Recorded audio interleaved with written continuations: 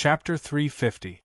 While the invigilators were discussing regretfully, Yi Qian remained calm and began the middle school exams.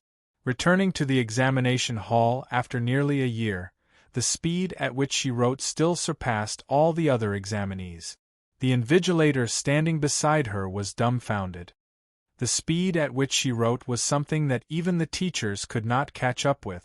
Politics, history, language, and English were still manageable. After all, they were rote memorization. But mathematics, chemistry, and physics were exams that required thinking. They needed to be calculated. They needed to be calculated on draft paper. But Yi Qian did not need to do that. When the mathematics exam began, the invigilator was shocked. You don't even need to calculate? The stunned invigilator raised his hand to press down on Yi Qian's exam paper. He looked at the legendary girl in surprise. You don't even need to calculate these? Only the last 2 application questions and 1 geometry question were left. When Yi Qian checked the exam paper to see if there were any problems, she had already memorized all the questions and calculated the answers accordingly in her mind. Even if the invigilator stopped her now, it would not delay her answering time. Hearing this, she smiled and said, "Of course I do. I've already calculated it in my mind." She pointed at the draft paper and said, "I can also save paper." The point was not to save paper, the point was. The invigilator took a deep breath and pointed at the exam paper. He forced himself to calm down and said, "Come, you should calculate these questions first. We will talk after the exam." The last 3 major questions were important and also multiple-point questions. No matter how shocked the invigilator was, he could not delay Yi Qian's exam. He knew that this girl did not score in biology or geography. He originally thought that Yi Qian would need to calculate the last 3 major questions or do some mental calculations. In the end, he saw the girl nod obediently after he removed his hand and she started writing.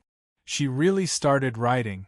Just like that, she finished the 3 major questions in one go without a pause. She did not need to use draft paper or do any calculations. She just started writing as if she already had the answers in her mind. After he was done, Yi Qian immediately put the test paper away. He did not want to leave anything that could be used against him. The invigilator did not realize that Yi Qian was wary of him. When he picked out his pen, Yi Qian stood up. "Sir, can I hand in my paper first?" There was no way to confirm if Yi Zhifan had done anything, but it was always better to be safe than sorry. "There's still 80 minutes to go. Do you want to check the papers again? I'll collect it later." Looking at his watch, the teacher swallowed his saliva. "This question is too fast. No need, I'm done." "And teacher, can I hand in my paper and leave the exam hall now?" Yi Qian was already used to her teacher's shocked expression. This time, she deliberately increased her speed to let some people know that his tricks were nothing. Trying to trap her? It was simply daydreaming. Moreover, if they tried to frame her, then don't blame her for not giving them face. The invigilator was a teacher from Ching Tang Middle School. When he heard that she was done, he thought he heard wrong and repeated, "Do you want to check the entire test paper? You didn't score in geography and biology, so you can't be careless in these exams." At this point, Yi Qian vaguely remembered that her name had been passed around by the teachers of various middle schools. She looked up and smiled politely. "Yes, I'm sure I'm done. Thank you, teacher." Chapter 351. All right then, put the test paper on the podium. Don't be in such a hurry to leave. The invigilator raised his hand and gestured for Yi Qian to hand in the test paper first before returning to his seat. However, he heard Yi Qian say, "Teacher, if you have any questions, you can ask me outside. Leave the exam room immediately after handing in the test paper. This is the rule." Yi Qian could tell that the invigilator did not have any ill intentions towards him, but he still maintained a high level of vigilance and would definitely not leave any traces of criticism. The invigilator patted his head and waited for Yi Qian to hand in the test paper and leave the exam room. Then, he took out a piece of draft paper and walked out of the exam room. You came out so quickly. The examinees inside are under a lot of pressure, the invigilator said with a smile. He was expressing his goodwill and did not want Yi Qian to misunderstand that he had ulterior motive. He said, "You did well in the teaching exam. You will achieve your wish." Yi Qian's life as a student was not easy. As teachers, they could guess what happened last year if they thought about it. Fortunately, she did not give up on herself. After a year of adjustment, she returned to school. She did not do something stupid that would hurt her loved ones and please her enemies. Where there is destruction, there is hope. Where there is evil, there is good. And in this world, there is always more good than evil. Yi Qian could feel the invigilator's goodwill, and his smile deepened. "Thank you, teacher." Even a teacher that he did not know was cheering for him. As he spoke, the invigilator's pen flew across the paper and wrote down a question. Just the question alone took him nearly 3 minutes to write. "Come, try to solve this question." After drawing another geometric figure, the invigilator put away his pen. "Try to solve this question. We are outside, so you can rest assured." Perhaps he thought of something and smiled at Yi Qian. "You have handed in the test paper. Don't worry about anything else." It seemed that he had also heard about why Yi Qian tore up the acceptance letter in anger last year. After taking the pen, Yi Qian smiled and did not ask the invigilator why he wrote a question for him at the last minute. He began to solve the advanced mathematics question on the draft paper. From time to time, there would be leaders walking past the classroom. When they saw a student and a teacher standing outside, they thought that they had caught the cheating student and walked over. After the invigilator's explanation, they stayed back to watch Yi Qian solve the questions with interest. They then saw Yi Qian's clean-looking face. Under the teacher's orders, he was able to remain calm and composed. He lowered his head and quietly worked on the questions. Standing at the side, he had a tranquil and distant temperament.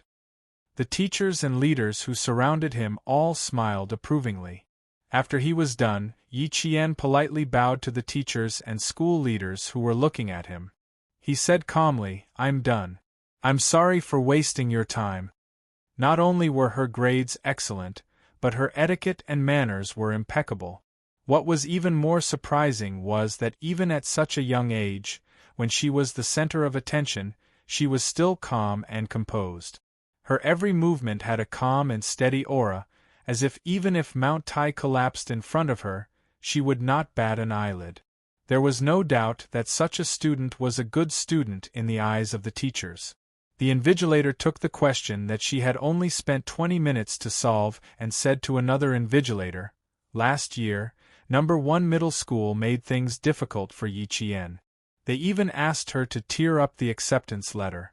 Did the leaders of No. 1 middle school lose their minds? A student like this should be worshipped like a bodhisattva. How dare they make things difficult for others? What's the point of being an auditing student? A genius like her. Only she can choose which school she wants to go to." She only used 20 minutes to solve this advanced mathematics question. Chapter 352. Another invigilator took a look and smiled. "Mr. Liu, Yi Qian has participated in the World Mathematical Olympiad and won a gold medal. Your question is really not difficult for her to solve. However, I agree with what you said. The leader of No. 1 middle school is really crazy." Yi Qian became the main character of the entire exam. Not only did the teachers pay attention to her, but even the leaders of the various schools came to see her from time to time. And Yi Qian's name was the name that teachers mentioned the most in class a few years later. Geniuses were born from luck. Yi Qian was like a sword that pierced through the sky and swept through the entire Anyang city. 2 days later, after the exam, all the examinees' exam papers were sealed and sent to the city for marking. Yi Zhifan, who had been waiting for news, received a call from old Hu in the afternoon. He answered the phone with a smile, but when he heard the first sentence, "It's not easy. His face instantly changed and he said coldly, "Not easy? Old Hu, aren't you the one who has been handling this? Old Yi, you want Yi Qian's exam papers to be invalid. Aren't you making things difficult for me?" Her exam papers were specially modified. They didn't even go through our hands. The army sent 2 captains, an invigilator, and a notary to the province for marking. You still have the nerve to be angry? I'm not even angry with you. If I didn't find Yi Qian's name familiar, I would have been King invited to the Commission for Discipline Inspection for T. These words were like a clap of thunder. Yi Zhifan jumped out of his office chair. What? The army escorted the exam papers to the province for marking. What's going on? Old Hu, don't be angry. Quickly tell me clearly. Clearly? I also want to know what's going on. Last year, this examinee was admitted to number 1 middle school. In the end, this examinee tore up the notice and was suspended for a year. Old Yi, we have been friends for many years. Let's not talk about last year's incident. But this year's incident, I'll pretend that you didn't call me. As for me, I'll pretend that I didn't know. Let's just pretend that nothing happened. Also, let me give you a piece of advice. Don't make any more moves. Be careful not to get into trouble. If it weren't for the fact that they had known each other for so many years, he wouldn't have reminded him. Yi Zhifan did not know when the other party had hung up. He did not know how long he had been listening to the beeping sound. He sat there in a daze for a long time before he slowly put down the phone.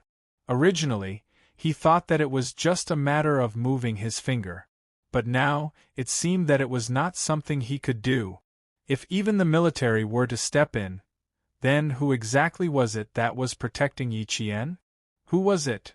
Was it someone he couldn't afford to offend? Was it someone he couldn't afford to offend? Yi Zhifan thought about a lot of things.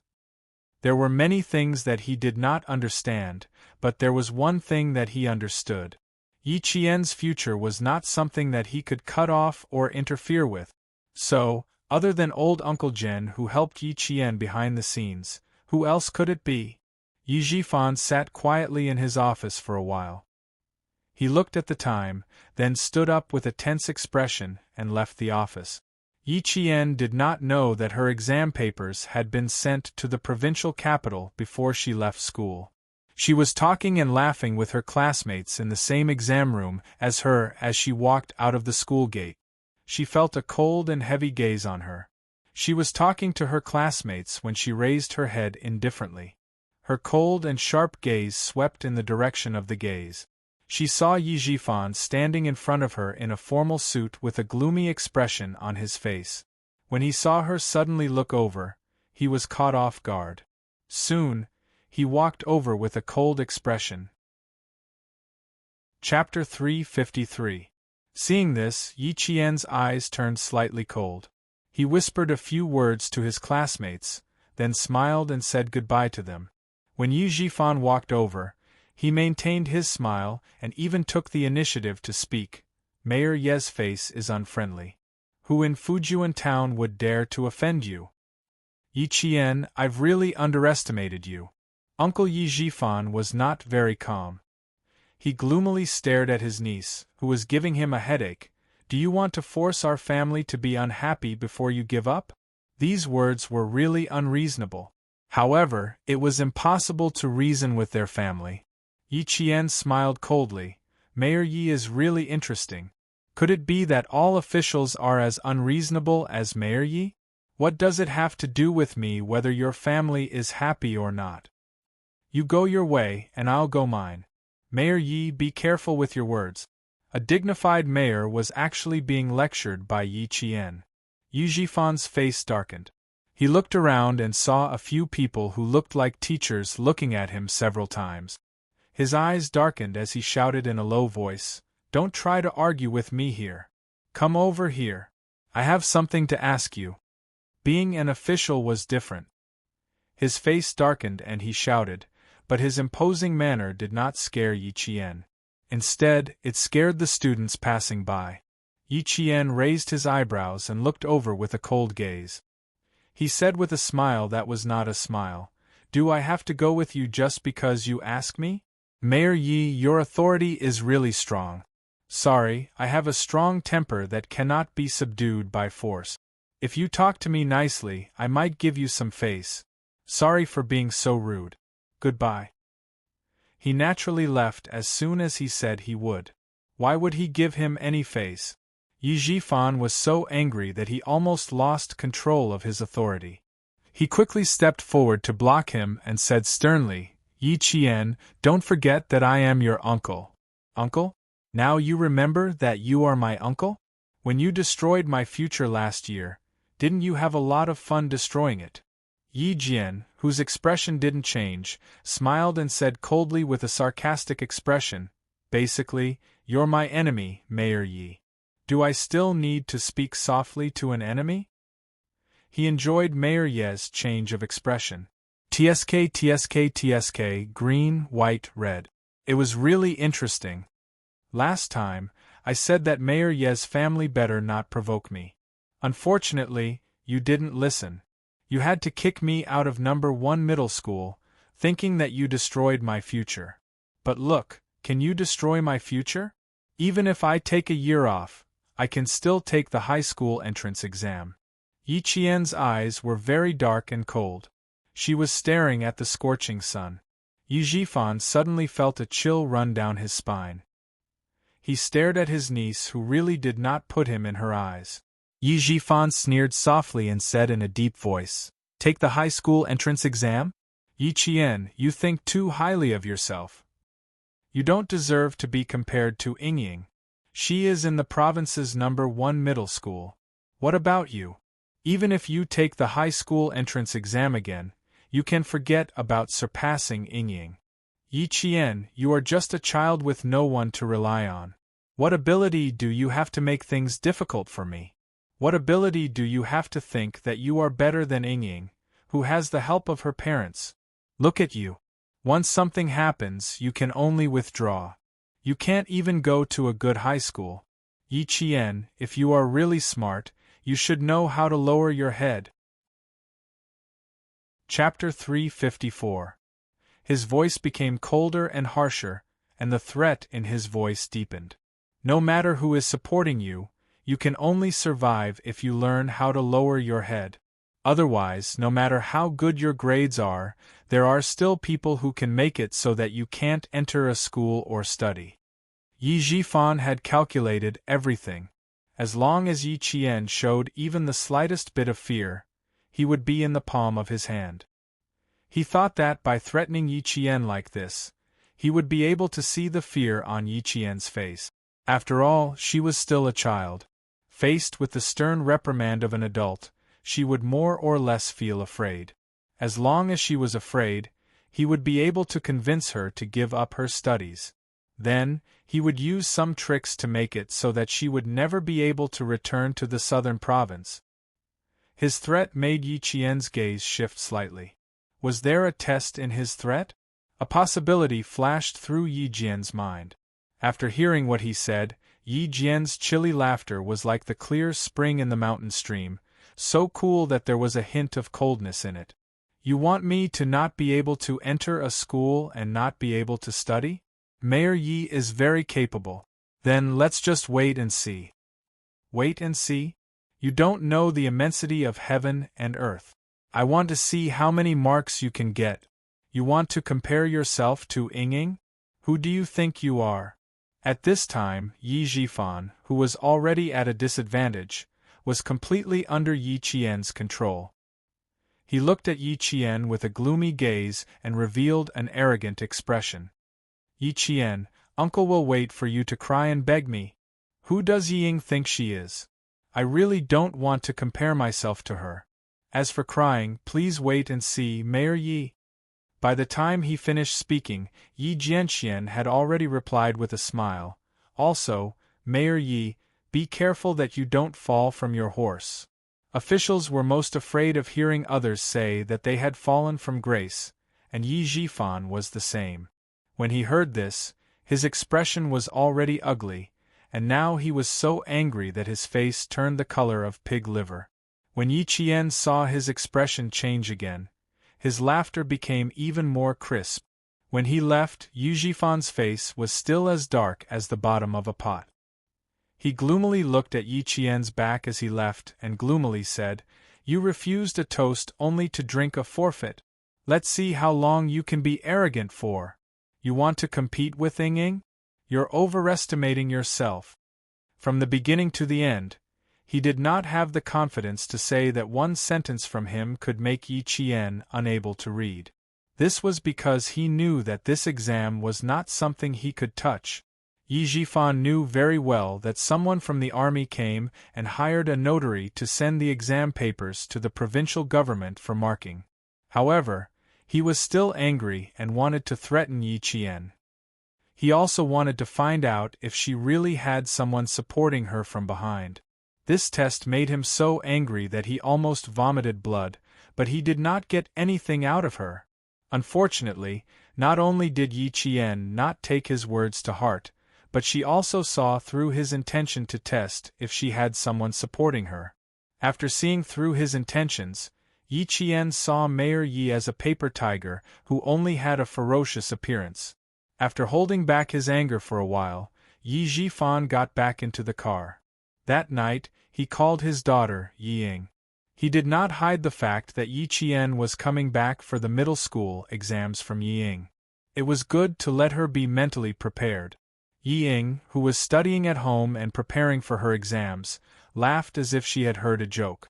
"Dad, so what if she's taking the middle school exams? She'll still be screwed if she gets into a third-rate high school. My teacher said that as long as her grades are in the top 30 of the grade, I'll be in the best class in the liberal arts and science classes.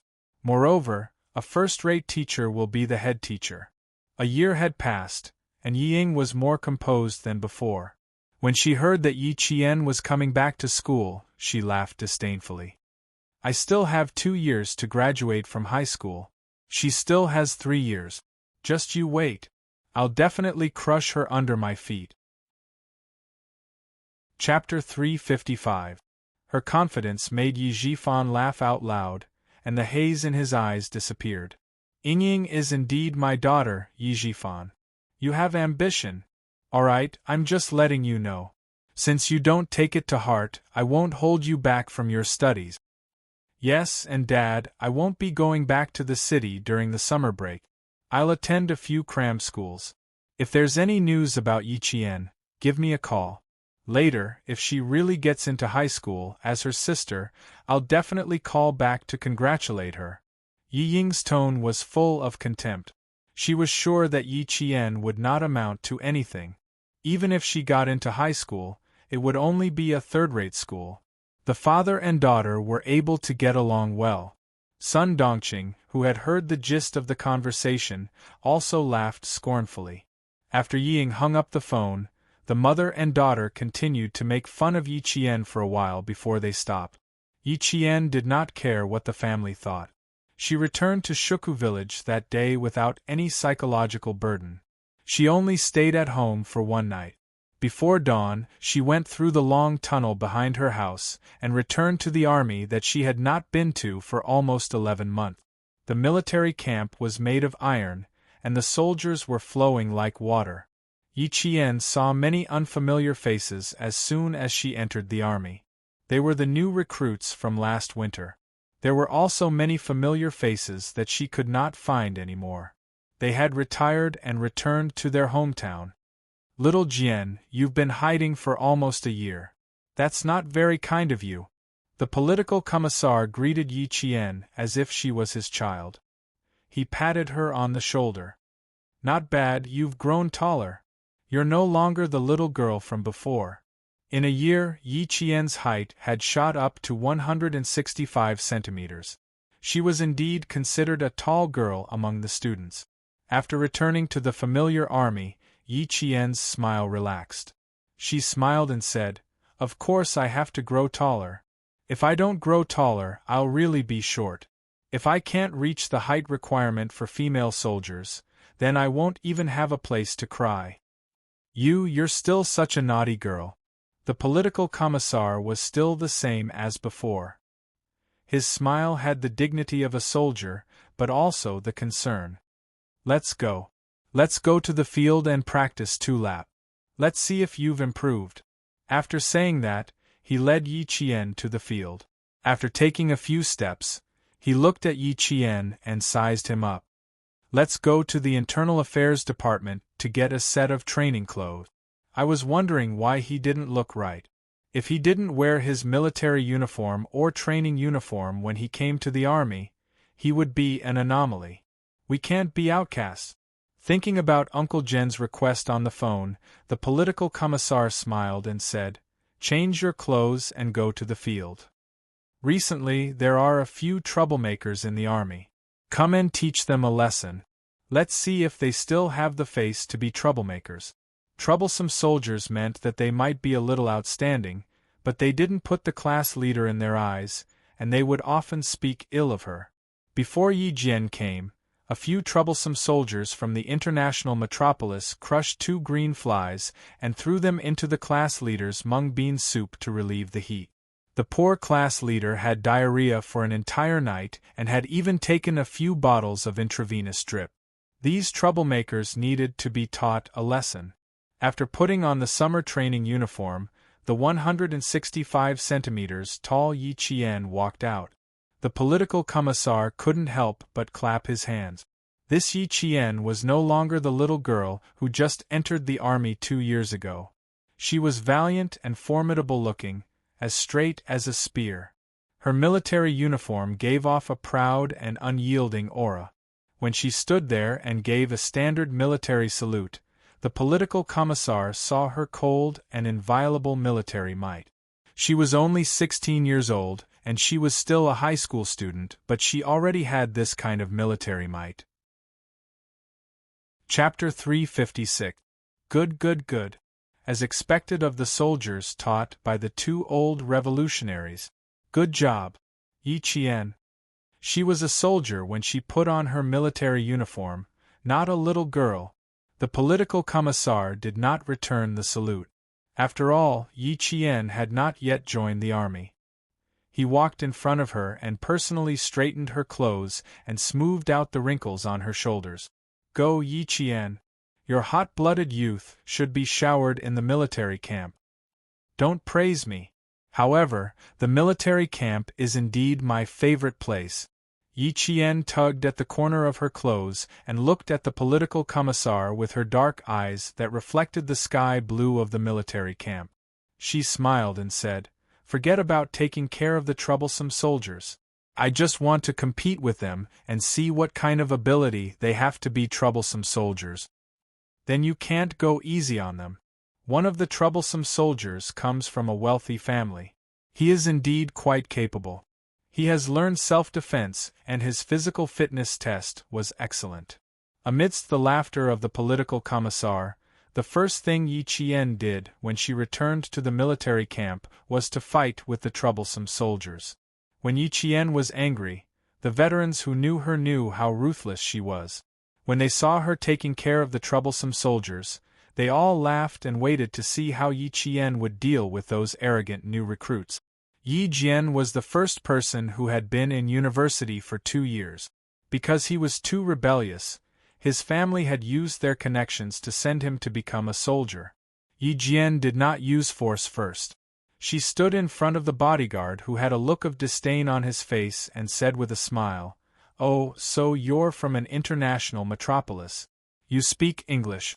Okay, let's recite each other's familiar English. First of all, I just graduated from junior high school. Don't feel pressured." Reciting was Yi Qian's strength. The moment she took action, she was able to compete with this soldier who had a sense of superiority. The next day, she challenged this troublesome soldier who thought he was great because he had been in university to a math, physics, and chemistry competition. The sun was still above her head, and her hand was holding a pen. It was noon, but Yi Qian did not move. Her opponent, on the other hand, got a heat stroke because he was nervous. From then on, he never dared to say things like, "I'm good at English, I went to college, you are all country bumpkins." Taking care of another recruit who knew some martial arts was even easier. Dueling was Yi Qian's favorite pastime. It didn't take a few hours. It only took a little more than 10 minutes. Only when the other party's face was bruised and swollen did he stop calmly. Recruit, remember this. The class leader that you threw flies at has participated in 2 large-scale military exercises, participated in flood relief, and saved several civilians from rolling rocks. What about you? Other than your punching skills, what other inspiring things have you done? Yi Qian was a girl, and she was also a student. Her actions not only served to intimidate them, but also made these troublemakers feel ashamed. They felt ashamed of their own arrogance and complacency. In just a few days, Yi Qian had finished the task given to him by the political commissar. Without the accompaniment of Uncle Zhen and Principal Chen, Yi Qian used her own abilities to gain a firm foothold among the recruit. She quickly gained their trust. How to convince the masses and how to get along with the male recruits was not something that the elders could teach her. She could only rely on herself to figure it out. She had already become brothers with the recruit. The political commissar saw this and called Uncle Zhen, who was left in the village. Uncle Zhen had left the village for more than half a year. The first thing he did when he returned was to chat with the villagers who came to visit him. He did not care about how Yi Qian was doing in the army. Now that he received a call from the political commissar, he was truly relieved. Chapter 357. That's good, that's good. As long as she can make friends with the new recruits and make them believe in her, I can rest assured. Uncle Zhen had always remembered Xia Jinyuan's words. Yi Qian is not good at integrating into the team and will have a hard time in the army in the future. Therefore, when Yi Qian went to the army, he immediately called the political commissar. This was why Yi Qian had to deal with the troublemakers as soon as he entered the army. Principal Chen was also very busy when he came back. By the time he finished his work and contacted Yi Qian, it was already early August. It just so happened that Yi Qian called on the day of the result. She was still in the army and answered the call from the sentry box. You did well, girl. You got what you wanted. Before Principal Chen could report the results, Yi Qian, who was already confident, said with a smile, "Even if you don't tell me, I know how I did." After that, he reported the result. It was only 5 points lower than the actual score. Without the biology and geography scores, except for the Chinese essay, which was deducted 3 points, Yi Qian got full marks for all the other subjects. Yi Qian even lowered the score for the Chinese essay by 5 points. Yi Qian did not become the top scholar in the province, but he still got 4th place in the province. When the principal of No. 1 middle school found out about Yi Qian's results, he regretted it so much that his intestines turned green. They had forced such an excellent student to leave the school last year. However, when he thought about Yi Zhifan's current status, and the fact that the Provincial Education Bureau had warned him not to publicize Yi Qian's results, the principal could only sigh inwardly. He did not show it on his face at all. When the provincial high school entrance exam results came out, Yi Zhifan, who had been keeping an eye on it, did not let it go. He immediately called Old Hu, whom he knew from the Municipal Education Bureau. Yi Qian's results had been intentionally concealed by the Provincial Education Bureau. Old Hu, who was from the Municipal Education Bureau, naturally could not find out anything. If he could not find out anything, it meant that he did not get into the school. I only have the results of those who have been admitted to high school. Yi Qian's name is not on my list. Old Hu scanned the system but couldn't find it. When he saw Yi Zhifan paying so much attention to the examinee's results, he couldn't help but feel puzzled. I say, Old Yi, why are you so concerned about this examinee's results? If I remember correctly, you only have one daughter, Yi Ying, right? She seemed to have thought of something and tried to tease him. The candidate's surname is also Yi. Could she be an illegitimate daughter that you don't want to acknowledge? You are indeed a scholar. You have a rich imagination. He's a distant relative of mine. His parents have some conflicts with my family. I'm just asking. Knowing that Yi Qian didn't get into high school, Yi Jifan was overjoyed. He didn't want old Hu to probe any further. He happily said, "Let's have dinner together tonight. Don't you want to follow Secretary Wu's path? Deputy Tseng has a dinner appointment with Secretary Wu. If you're free, come along." This sentence was to old Hu's liking. He didn't care about other people's business. He smiled and said, "Thank you," before hanging up. When Yi Qian didn't get into the school, Yi Jifan was happy. Naturally, Yi Ying and Sun Dongqing were also happy. "Stupid girl, I told you she's a good-for-nothing. Look, it's obvious that she doesn't have the life to study." Sun Dongqing looked at her daughter who had blossomed into a flower. She couldn't hide the pride in her heart. She said harshly, "Ying, your sister didn't get into the school. You should give her a call later to comfort her." Yi Ying, who was full of arrogance, raised her chin slightly. Her voice was thin and sharp as she laughed. "Mom, you're right. I'll call the village chief's house tonight and ask her to answer the phone." Chapter 358. The arrogant Ying lifted her chin slightly and laughed in a thin and sharp voice. "Mom, you're right. I'll call the village chief's house tonight and get her to answer the phone." She snorted with a look of disdain and said with a vicious look, "She thinks she can compete with me? She's just an orphan. I can bully her however I want." Yi Qian had to answer Yi Ying's call so that she could show off her superiority. However, Yi Qian was not around, so she could only hold back her pride and ridicule. On the third day after the results were released, Yi Qian did not even know her ranking in the province for the middle school exams. At this moment, Anjiasen gave her a fierce bear hug and punched her in the back. Yi Qian felt a little uneasy when she was blocked by her classmates who had graduated from middle school and had not contacted her for almost a year. Especially when she saw the unfriendliness on their faces, she was prepared to apologize. "Anjiasen, your greeting gift is too warm. My back is going to bruise from your punches. Damn. It's already a good thing that I didn't cut ties with you. So what if you received a few punches from me? Do you have any objections? Do you know how long you've been missing? It's been almost a year. Damn. We've been asking around, but no one has seen you."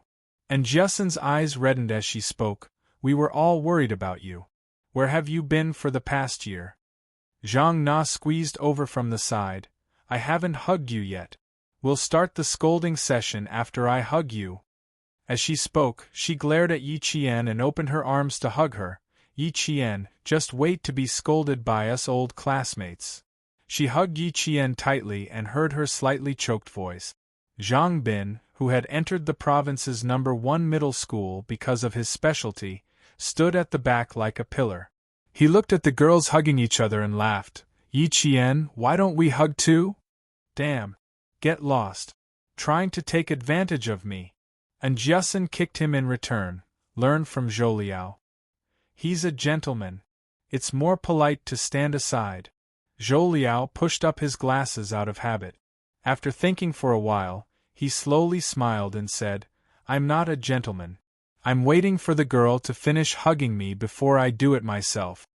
1 year of high school had changed the shy Zhou Liao of the past. "Jane, let's ignore them.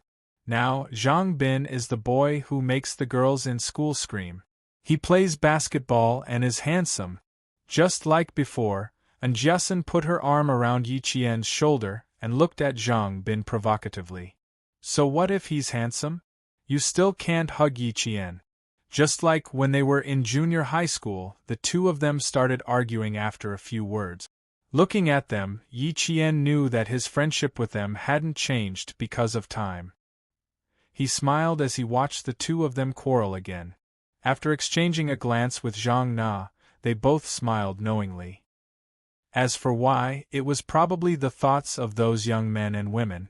After laughing and arguing, the few of them sat in the bamboo forest behind Yi Qian's house. Each of them had a bamboo chair and held watermelons that had been soaked in well water in their hand. They talked about their high school lives and their academic result.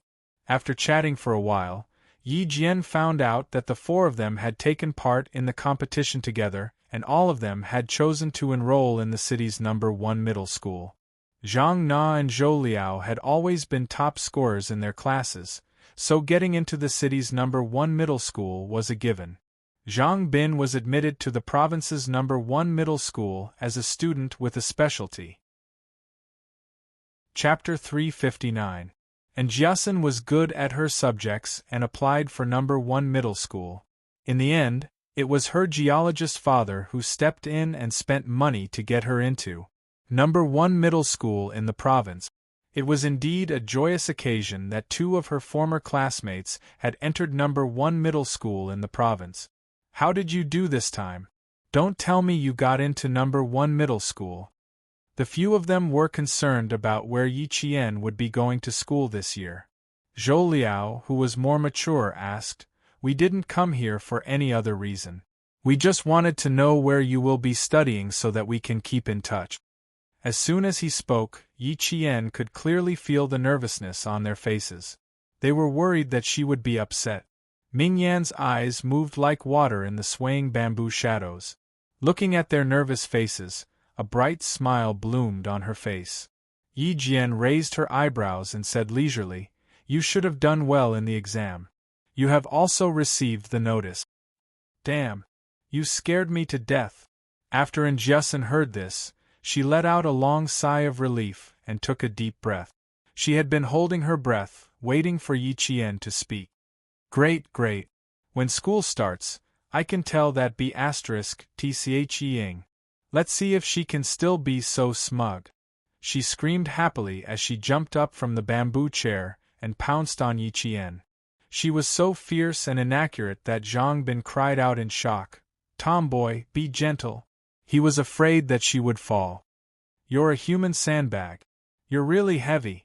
Yi Qian was also worried that she would fall. He quickly stood up and hugged her. He joked, "You're already a year older. Why are you still like a child?" Zhang Na smiled and glanced at the nervous Zhang Bin. She pursed her lips and laughed alone. "Tell me, where will you be studying? Hurry up and tell me." And Jiasun, who had pounced on him, sneaked her hand under Yi Qian's armpit and tickled him. She asked cheerfully, "Hurry up and tell me, or Nana and I will do it together." Tickling was nothing. Yi Qian opened his arms and smiled. "Come, tickle me all you want. I won't laugh when you touch me." "You're so stubborn." After scratching for a while, Jiasun gave up. She curled her lips and said, "If you're not afraid of this, what else are you afraid of?" She wanted to ask more, but Zhang Bin pulled her back and secretly gave her a look. Although he majored in sports, he had a father who was a policeman. Zhang Bin's temperament was also extremely meticulous, and he knew when to stop. "Don't ask any more. Why don't you use your brain if you don't have results in geography and biology?" After Yi Qian started chatting with Zhou Liao, Zhang Bin secretly reminded Jiasun, "Can't you see that we're not asking any more? You stop talking so much." Zhou Liao noticed that Zhang Bin was obviously warning the tomboy. He smiled and said to Yi Qian, "I don't know how Ying found out that she spent money to buy a school. Whenever she sees her, she will definitely mock her. You also know that tomboys can't tolerate it." Ying said that she couldn't tolerate it. Once she said it, they started arguing. In the end, both sides suffered. After all, they weren't from the same school, so Zhou Liao's knowledge was limited. He only knew bits and pieces about Zhang Bin and other students who entered the provincial first high school. Yi Ying's name. He hadn't heard it for almost 2 months. When he heard it again, Yi Qian's eyes turned cold. He smiled and said, "Don't worry, Yi Ying won't dare to say such things again." Chapter 360. You! Zhou Liao's eyes lit up. He looked at his classmate, who had always been indifferent, in surprise. Then, he let out a long "oh" and smiled sincerely. "Yi Qian, you always surprise people. It may be a surprise to you, but it must be a shock to some people." She raised her eyebrows slightly. Her casual and indifferent temperament changed instantly. There was a frosty air about her. "Thank you for your concern. Let's keep in touch." Zhou Liao pushed his glasses and reached out his hand. "We can't go to the same high school, but I hope we can go to the same university and continue our friendship." "I hope so too." Yi Qian reached out to shake his hand and smiled. Continue our friendship. This was a promise. Regardless of whether it would be in the future or not, at least he was her classmate, her friend, and she sincerely hoped they could continue their friendship in university. On the other side, Unjiesun raised her voice and said cheerfully, "I'll give Ying a call when I get back." "Ha ha, I want to anger her to death. Classmate, and I don't want there to be a situation where I can't study. So, please keep this a secret for me. It won't be too late for you to tell me after I finish the admission procedures." Yi Qian, who already knew that his results were concealed by the Provincial Education Bureau, immediately stopped her with a smile. "I really can't tell you now. I'll only tell the four of you." After a short silence, there were 4 voices of assurance in unison. Uncle Jen, who was enjoying the cool air in his house, heard the laughter coming from behind the house. The old man, who was lying in the rocking chair, gently fanned himself with his eyes closed. He didn't want to disturb the gathering of the young men. Since school was about to start, the 4 of them stayed over at Yi Qian's house for a night and left early the next morning. And Jiasun was still reluctant to leave after getting into the car. She squeezed out 2 drops of tears and held Yi Qian's hand. "You heartless person. You must remember to write me a letter, or else. This is too embarrassing. Hurry up and pull her into the car." Yi Qian, who was covered in goosebumps, pulled his hand away and motioned for Zhang Bin to pull her into the car. Everyone in the car was watching, and Jiasun laughed heartily. The car started, and Yi Qian saw 4 hands reaching out of the car window, waving goodbye to him. This was what friends were like. Because they were worried about you, they traveled thousands of miles just to see you. A week after they left, Yi Qian walked out of the village again with the letter of acceptance in his hand. He went to the province to study alone. Compared to last year, his state of mind was different this year. The car drove along the mountain road, bringing Yi Qian to a vast space. That was the provincial capital where she would be living for the next 2 years. Since someone was spouting nonsense and thought that it was a great thing to be admitted into the provincial first school, then she naturally had to walk in front of her and tell her that it was not a great thing to be admitted into the provincial first school. If she could pass the exam the first time, she could also pass the exam the second time. The provincial first high school. In the end, Yi Qian chose the provincial first high school. The train ticket was the same as before. It left at 8:30 p.m. and arrived at the provincial capital train station early in the morning. Yi Qian, who was taking the train to the provincial capital for the 3rd time, quickly found her seat. This time, she did not buy a sleeper ticket. Instead, she chose a more affordable seat ticket. She rode the bumpy train all the way to the provincial capital. When Yi Qian got off the train, she smelled like sweat. She ran to a travel agency near the train station and spent a few yuan to take a shower. She then changed into a clean set of clothes before coming out. Chapter 361. The travel agency was quite close to the train station. As soon as Yi Qian walked out of the travel agency, she suddenly heard a search broadcast from the train station. The broadcast was looking for a girl named Yi Qian. Student, short-haired, 165 centimeters tall. Name, identity, hairstyle, height. All of these were possible. Yi Qian froze for a moment as she held onto her luggage and thought of a possibility. Could it be that Uncle Chen knew from Grandpa Jen that she was coming and came to get her early in the morning? Thinking of this possibility, Yi Jian ran to the broadcasting room of the train station as fast as the wind after hearing it. The broadcast room was in the train station. Yi Qian found a staff member. The staff member looked at her student ID and took out his walkie-talkie to contact the broadcast room. Broadcast room, Yi Qian is in Gate A of the train station lobby. Yi Qian is in Hall A of the train station lobby. After repeating this, he said to Yi Qian, "Just wait here. The person looking for you will be here soon." He looked at Yi Qian and said sternly, "Children shouldn't run around. The train station is crowded and messy. Someone like you who is fair and clean, and also a student, is a perfect target for human traffickers." He treated Yi Qian as a child who had been separated from her parent. She didn't argue and accepted the kind reminder politely. "I'm sorry for the trouble. Then I'll just wait here, right? Stand on my side. Don't run around." The staff member was a middle-aged man in his 40s. He probably had a child around Yi Qian's age at home. He spoke as if he was reprimanding his own child. "It will take about 10 minutes to get here from the broadcast room. Just wait here, okay?" Yi Qian always gave people the impression that she was well-behaved and obedient, especially when she smiled. When her clear eyes curved into crescents, she was the standard image of a well-behaved girl. She quickly nodded and didn't say anything. The staff member didn't have the heart to say anything more. Instead, he softened his tone and said, "You students don't know anything. You think you're an adult now that you've grown up. How much do you know about the evil in people's hearts?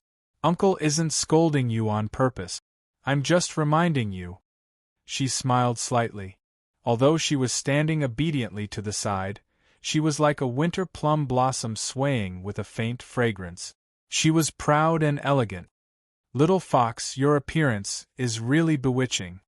Fortunately, I met you in the mountains and saw your boldness. Otherwise, I might have been fooled by your obedient appearance." Yi Jian, who was chatting with the staff, suddenly felt a gaze full of tenderness fall on her from the front. She thought it was Headmaster Chun, so she looked up happily.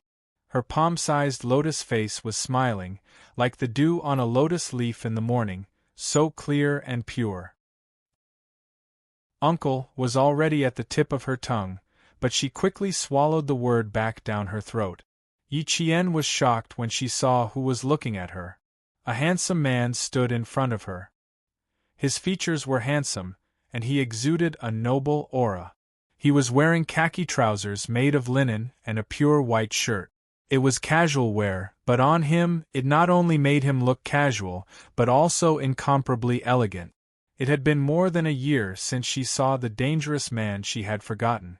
Yi Jian's heart skipped a beat when she saw him again. Her reaction was, "Why is he here?"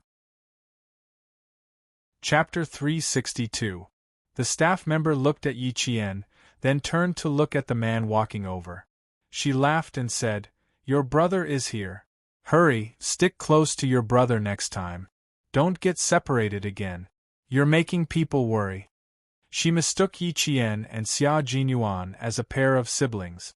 There was no other reason other than the fact that the two of them had a similar temperament. They were like steel and spears, exuding a biting cold aura. Before she could explain, Xia Jinyuan, who was dressed casually, walked over and politely apologized to the staff member. "Sorry for the trouble." Even the words he used were the same as Yi Qian's. What made Yi Qian feel most awkward was that after taking 2 steps, the staff member turned back to look and muttered, "What kind of parents do they look like to have such a pair of good-looking children? They're a little too handsome." Both of them had sharp ears and eyes. No matter how soft the staff member's voice was, they could hear it clearly. The man who was as white as snow in spring laughed. The staff member was quite thoughtful. Wasn't he her brother? However, the word brother was different from the word brother. He really wanted to hear her call him brother. "You're stunned just because I'm here?" Xia Jinyuan's clear voice came slowly. There was a hint of a smile in his voice, and it was as intoxicating as wine. "Brother came from afar. Why is my little sister so cold? She didn't even give me a warm hug." There was no warmth, no surprise, and no surprise. Her expression only said, "Why are you here?" Her indifference made Xia Jinyuan, who had been waiting for her for a few hours, feel sad. "His little fox, you're really cruel. Even if it was an old friend meeting, there should at least be a little surprise. However, she was so unique. Why did he even appear in front of her? Yi Qian choked on the words brother and little sister. Her fair face flushed red. She glanced at him and said calmly, I don't have a brother. Captain Xia, don't randomly acknowledge people as family. It had been a year since they last met, but Xia Jinyuan was still the same Xia Jinyuan from a year ago. He was still flirting with her and teasing her. I'm older than you, so it's fine for you to call me brother. The shade of crimson on her face was truly breathtaking, not a bit more, not a bit less. Her natural beauty was perfect with light makeup and heavy makeup. The smile on Xia Jinyuan's face deepened. He hadn't seen her for more than a year, and the little fox had grown up again. The familiar Xia Jinyuan was back. Yi Qian was alarmed. He discreetly put some distance between them and said calmly, I'm not used to calling other people big brother. Also, why are you here? Did Uncle Chun come with you? When she spoke, she calmed herself down. Because of the man in front of her, Yi Qian felt that time had treated him too well. He was not a soldier serving in the military, but a young man who was as white as snow in spring. He was elegant and radiant. His calm tone concealed Yi Qian's intention to put some distance between them. Just as Xia Jinyuan thought, she was not surprised at all when facing him. Xia Jinyuan, who quickly recovered from his sadness, raised his eyebrows and naturally took the luggage in her hand. He smiled and said, Uncle Chun is very busy now. It takes some time to get used to a new working environment.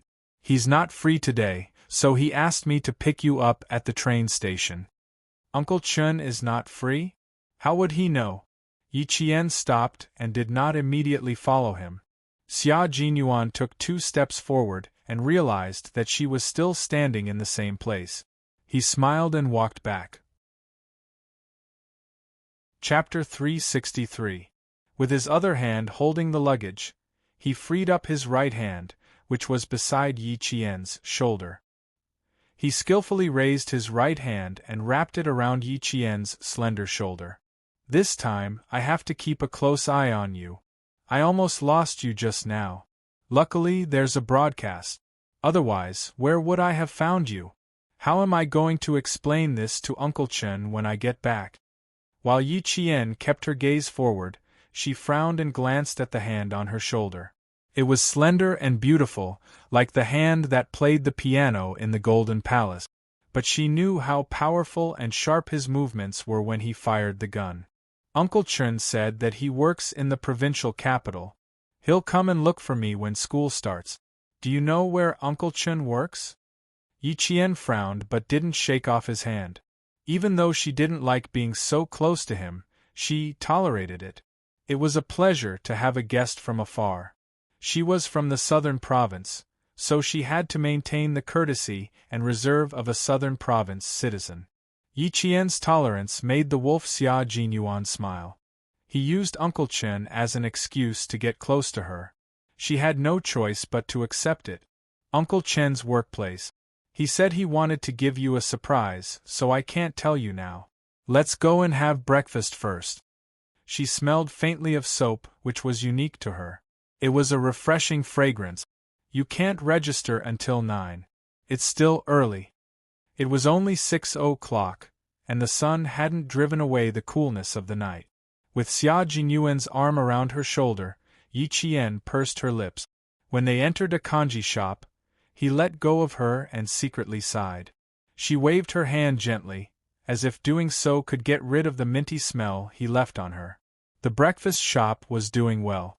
Yi Jian chose a table near the glass wall and sat down. The tables near her were filled with parents accompanying their children to enroll in school. While eating breakfast, the parents did not forget to lecture their children. One moment, they told their children to be bolder in school, the next moment, they told them not to be reckless. Yi Qian smiled helplessly. Poor parents. Sometimes their words didn't make sense. A boy was annoyed by his parents' nagging. He put his spoon in his bowl and retorted, Mom, can't you let me have breakfast in peace? I'm 16 years old, not 6 years old. I wonder if I'm retarded if you keep saying that. Fine, fine, fine, I won't say it. When the mother saw this, she immediately gave in and pushed half of the salted duck egg over. Eat the egg. Go report after you're done. Only parents would accept their children unconditionally. Yi Qian quietly lowered her eyes and chuckled. Just like Uncle Chun and Grandpa Jen, they were strict with her but also unconditionally tolerant of her. Even though she didn't have parents to protect her, she was glad that she had two kind elders who cared about her. Xia Jinyuan, who had just returned from the cashier, stood not far away. He gazed softly at Yi Qian, who was sitting quietly like a painting. His deep eyes were dark like the occasional flickering light in the depths of the ocean. It was so dark that no one could guess what he was thinking at that moment. He walked over and sat across from her. His deep and handsome eyes contained a faint smile. He looked at Yi Qian and smiled. A bowl of congee, a salted duck egg, and a bowl of youtiao. This is the most sumptuous breakfast I've had this year. Chapter 364. Do you want to tell me what kind of breakfast I had from February to May? Yi Qian pulled out a tissue and handed it to him. You seem to be very hot. You're sweating. There were small beads of sweat on his forehead.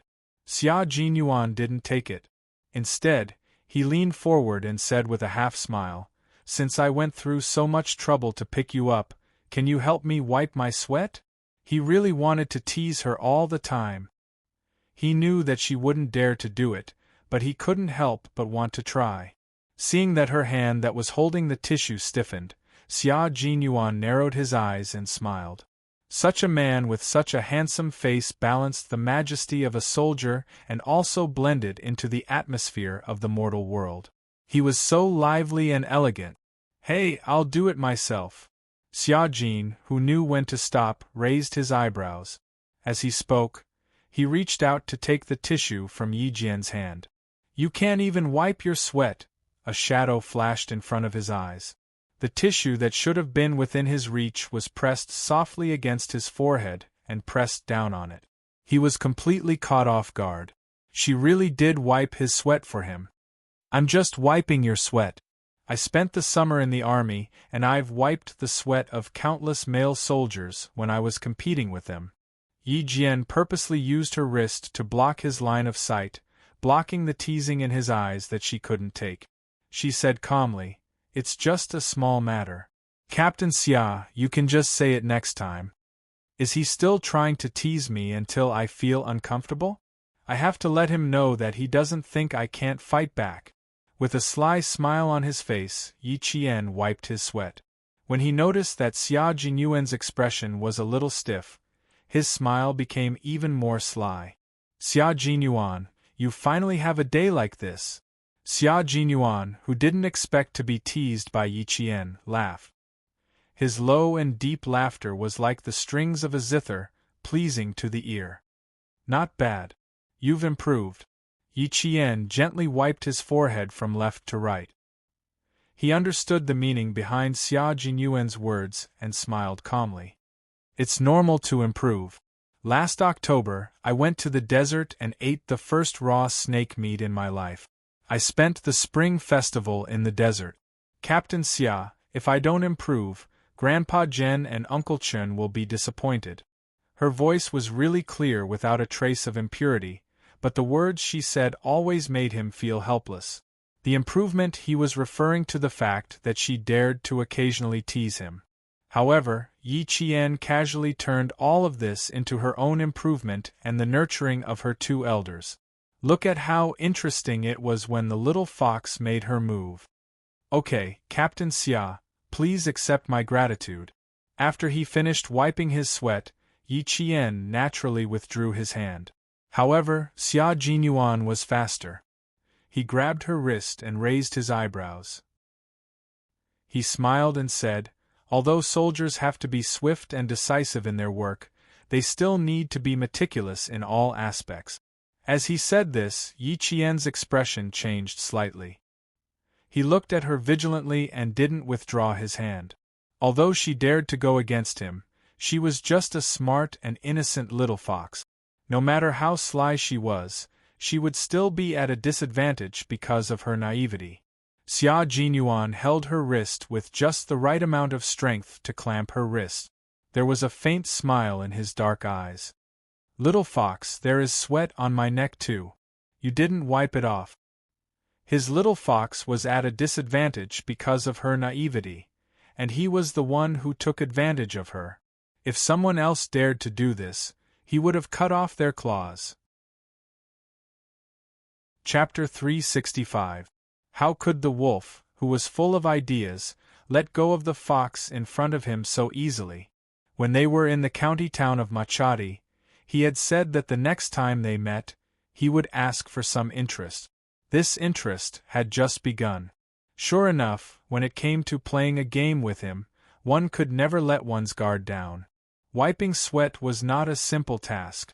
Smiling, Yi Qian glanced at the hand he was holding, then met his smiling gaze. The more he fought, the braver he became. Yi Qian glanced at the clean tissue, then slowly said, "Captain Xia, you have to let go of my hand first before I can take the tissue." This man had a nasty side to him that always caught her off guard. She thought he would let go, but unexpectedly, he pushed his luck even further. "You can take the tissue with one hand, and you can also wipe your sweat with the other. Do you think I'll cooperate?" Captain Xia. Yi Qian did not try to break free, but kept a faint smile on his face. "If you don't let go, then I'll have to ask you to wipe your sweat yourself, Captain Xia."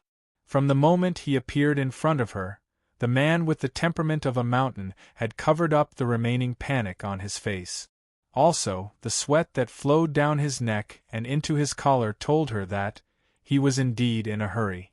Because of this, she did not refuse when he asked her to wipe his sweat, because there was no way she could refuse. His progress was extraordinary.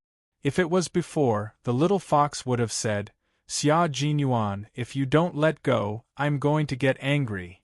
Then, she would stare at him with her star-like eyes. Her eyes were so clear that only his figure could be seen. Now that they had taken a step, it was even more interesting. He stepped forward and she met him head-on. It was like a spear against a shield, neither of them had the upper hand. Naturally, he had to let go of her hand. He did not really want her to wipe the sweat on his neck. Xia Jinyuan pulled out the tissue and smiled lazily. "The porridge is here. Fill your stomach first. As for the sweat, I'll wipe it myself." Yi Jian retracted her hand and gently put aside the sweat-soaked tissue that she was still holding in her hand. Naturally, she retracted her hand and hid it under the table. Her fingers were trembling. Just now, her fingertips had inadvertently brushed against his damp forehead. It was as if she had been burned by fire, and her wrist, which he had grabbed, had been burned to the point that she was a little flustered. Going up against Xia Jinyuan again was definitely a game of chess. She had no choice but to put in 120% of her energy and focus on the game with him. However, it was undeniable that such a game was rather satisfying. It only took a few seconds for Xia Jinyuan to wipe off his sweat. Before he could even feel it, the touch of her fingers had already disappeared. Fortunately, he was quick enough to grab her wrist. He could feel the temperature of her skin at such a close distance and reminisce about the delicate touch of her skin. Also, when she looked at him, her eyes were filled with helplessness but would not back down. It was so interesting. Breakfast was served to both of them. Xia Jinyuan was no longer teasing Yi Qian. He even prepared a spoon for her and handed it to her. As if the wind had just blown by, he smiled indifferently and said, "It's still early. Come, tell me about what happened in the desert. Is there anything interesting you can tell me?" He was no longer doing anything that would give her a headache. Yi Qian heaved a sigh of relief and scooped a spoonful of vegetable porridge. He lowered his gaze and looked at the crystal-clear porridge and the crispy green vegetables. He said indifferently, "There are no interesting things in the desert. There are only dangerous and life-threatening things. Quicksand, poisonous snakes, dehydration, I encountered all of them in half a month. Chapter 366. When she recalled the training in the desert, it felt like it had just happened yesterday. When she mentioned the desert, Xia Jinyuan also thought about his 70-day test flight in the desert. During the test flight there were 2 engine problems and he almost lost his life in the desert. But when she brought it up again, there was no danger in his memories, only joy. A barren land with no life, an endless stretch of yellow sand isolated you from the rest of the world. When I heard travelers passing by, I felt like I was still living on Earth and not in outer space. When Yi Qian talked about those precious memories that would not fade even when she grew old, her whole body lit up. Her eyes were like the sun, full of vigor and vitality, so bright that it made people dizzy. The sun shone gently from behind her, as if she was bathed in holy light. She raised her eyebrows and talked about the various things that happened in the desert.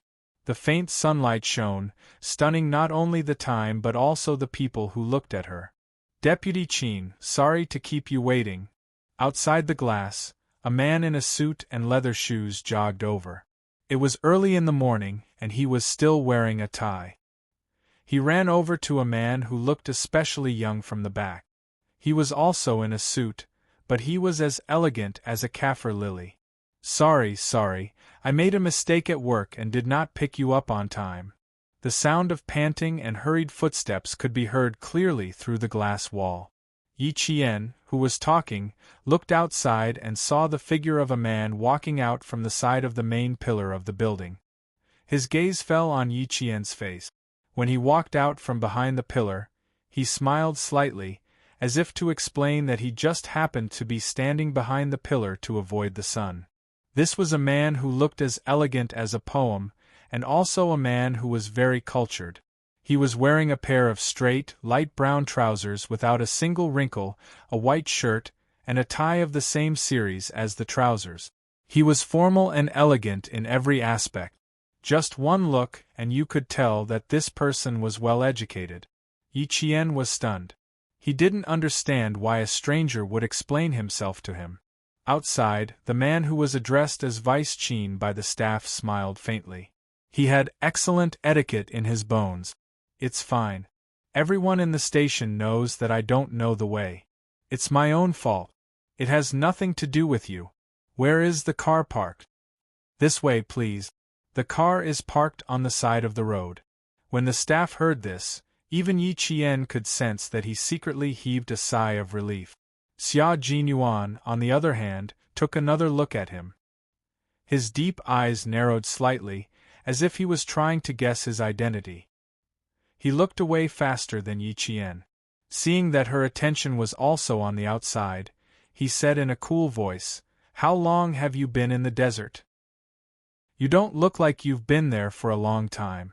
You don't look like an African." Yi Qian looked up casually, as if he had inadvertently seen the scenery.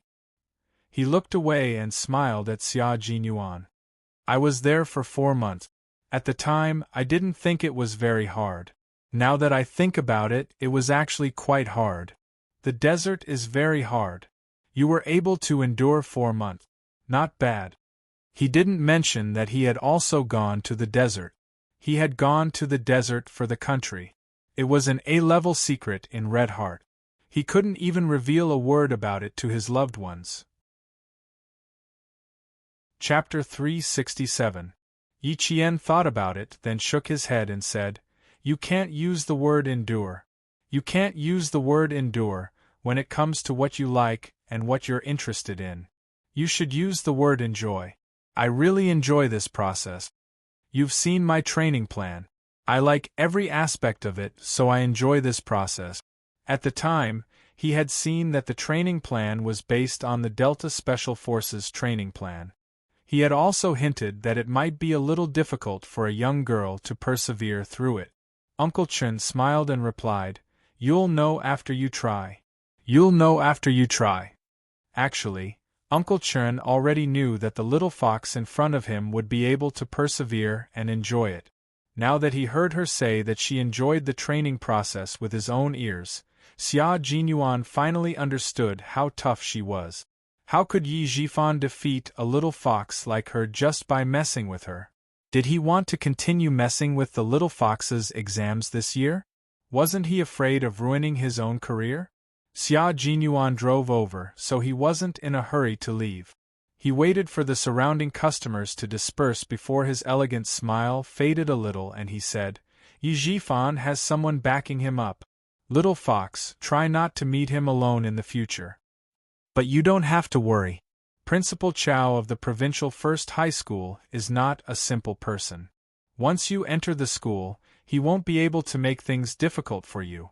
Yi Qian's eyelids twitched slightly as he gently placed the salted eggshell in his hand on the table. His gaze was fixed on Xia Jinyuan, who had revealed a lot of information in a casual tone. He pursed his lips slightly and said in a deep voice, Captain Xia, do you know something? Yi Qian's sharp senses made Xia Jinyuan ponder for a moment before he said, Before your exam, Yi Zhifan contacted someone from the Municipal Education Bureau. After the exam was closed, he contacted this person again. But he is indeed someone. Just because of a few words, he immediately realized that your exam wasn't something he could interfere with and immediately gave up. He even let someone from the Municipal Education Bureau have a taste of his medicine. Xia Jinyuan's deep and cold eyes stared at the inexperienced girl who had a hard shell to protect herself. He said softly, word by word, So, little girl, you need to avoid him. Don't go head-to-head with him before your wings are fully grown. Because he has someone backing him up, right? Yi Jian narrowed her eyes slightly. Her indifferent expression made it seem as if she already knew some key point. She smiled faintly and said, That's why he can be promoted so quickly. It's because someone is supporting him, right? Her sharp senses and expression made Xia Jinyuan's eyes change slightly. She was unusually sharp and could see the crux of the problem at a glance. She could even calmly say that Yi Zhifan had someone backing him up. Why did it feel like? She already knew. Xia Jinyuan nodded with some doubts in his heart. The smile on his handsome face had long disappeared and was replaced by a serious and cold expression. That's right. It's precisely because he has someone backing him up that you absolutely can't go head-to-head with him. So there really is someone backing him up. Yi Qian slightly lowered his gaze. The corners of his mouth curved and his eyes gradually darkened. In her previous life, Yi Zhifan's official career had been smooth sailing up until her death. He had gone from a small-town mayor to the second-in-command of a large province. If there had been no help in between, how could he have risen so quickly? And how could Yi Ying have married into a prestigious family and become a young mistress? Chapter 368. As for Uncle Jen, he had also avoided Yi Zhifan.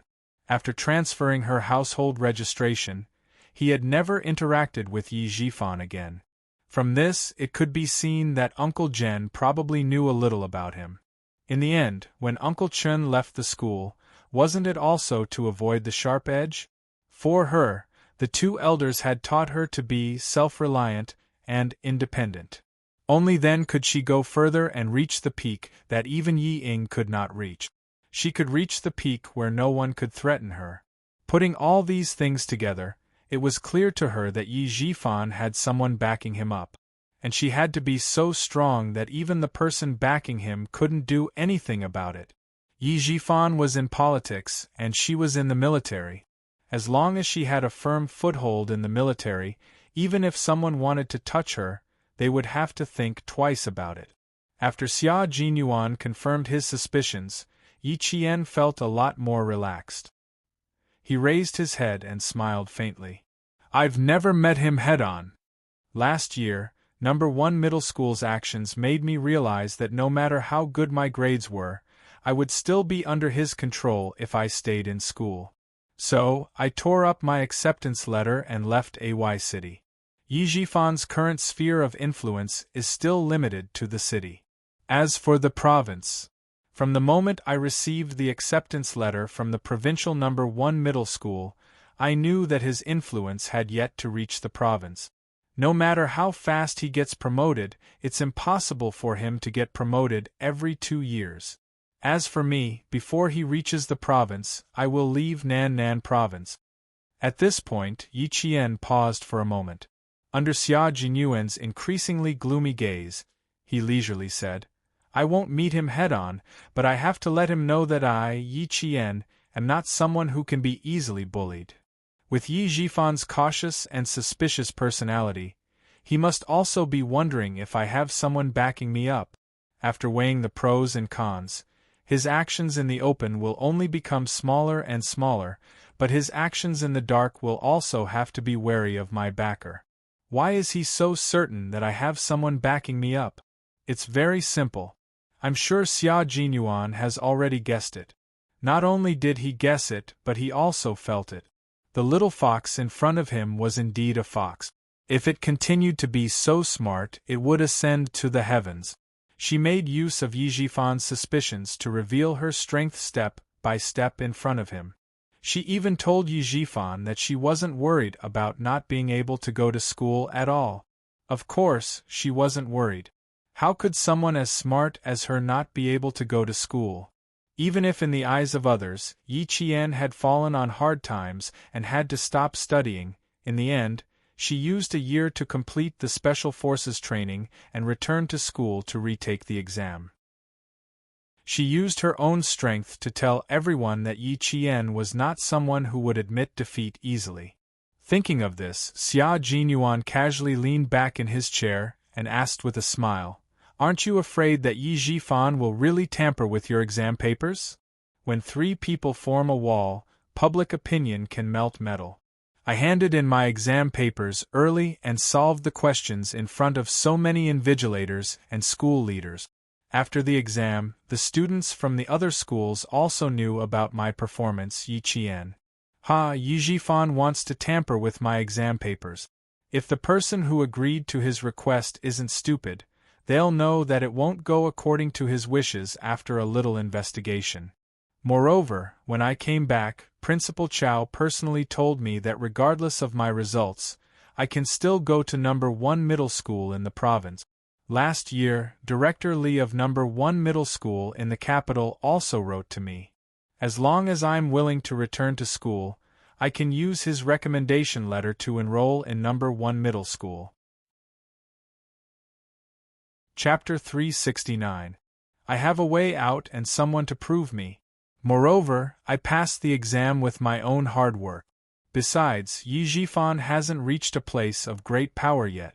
What do I have to be afraid of? When she spoke, her voice was like glittering jewels in jade, clear and melodious.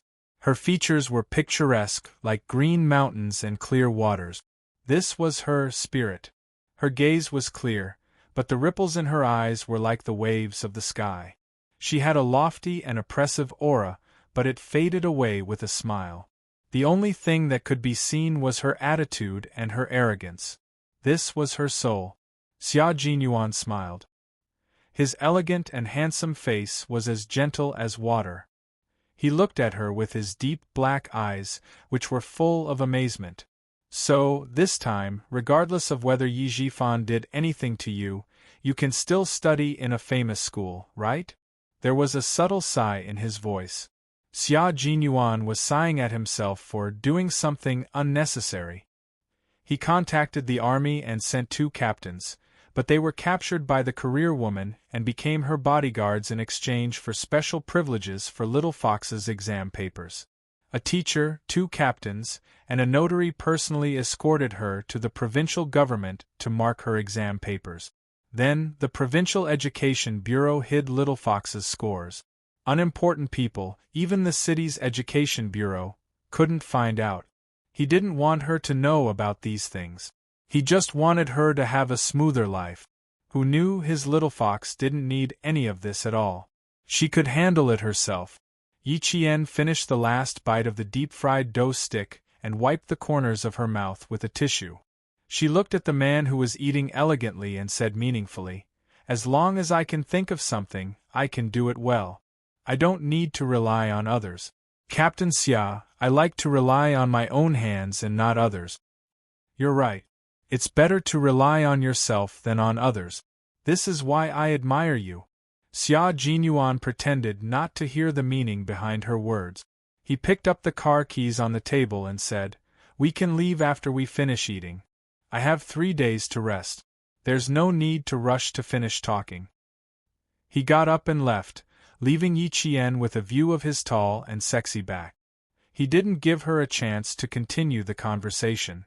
Yi Qian furrowed her brows and had no choice but to follow him. He was always like this. Even though she had made it so clear, he would still be able to pull out 1,000 caddies with just 4 taels of silver.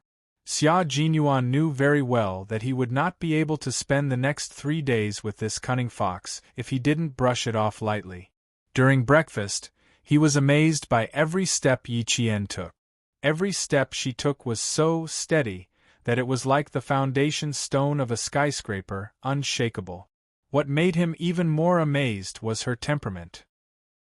She had cultivated both inside and outside to the point where her smile was elegant and her coldness was oppressive. Both her spirit and soul had been greatly tempered. Only 16 years old, she was only 16 years old. Growing up in such a difficult environment, her temperament should have been developed long ago. However, she didn't. After she walked out, it was as if she had washed away all the dirt on her body and was reborn on her own path. When they walked out of the breakfast shop, the sun was a little too bright. The ladies walking around had already opened their umbrellas. For a girl like Yi Qian who spent all her time in the military camp, an umbrella had never appeared in her bag. Xia Jinyuan wanted to remind her, but when he saw her straight legs under her hot pants, which were so fair that they reflected the sun's light, he realized that she didn't need an umbrella. Rolling in the desert, passing through the jungle, camping in the military camp, her legs were as white and tender as tofu under the sun and wind. Chapter 370. It wasn't a long drive from the train station to the school. Yi Qian arrived at the school before 8 o'clock. Registration was supposed to start at 9 o'clock, but the school had already started at 8 o'clock. Yi Jian did not ask for Xia Jinyuan's help. She went through the admission procedures by herself. Then, she looked back at the words, Provincial No. 1 Middle School, that were shining under the sun. She did not expect that she would choose this school in the end. She chose the Provincial No. 1 Middle School that was 18 hours away from home. Xia Jinyuan watched as she walked towards him under the sun. Her short hair danced in the sun like a musical note. She walked calmly among the students coming and going. He could tell from the bright smile on her face that she liked the school as much as she liked the army.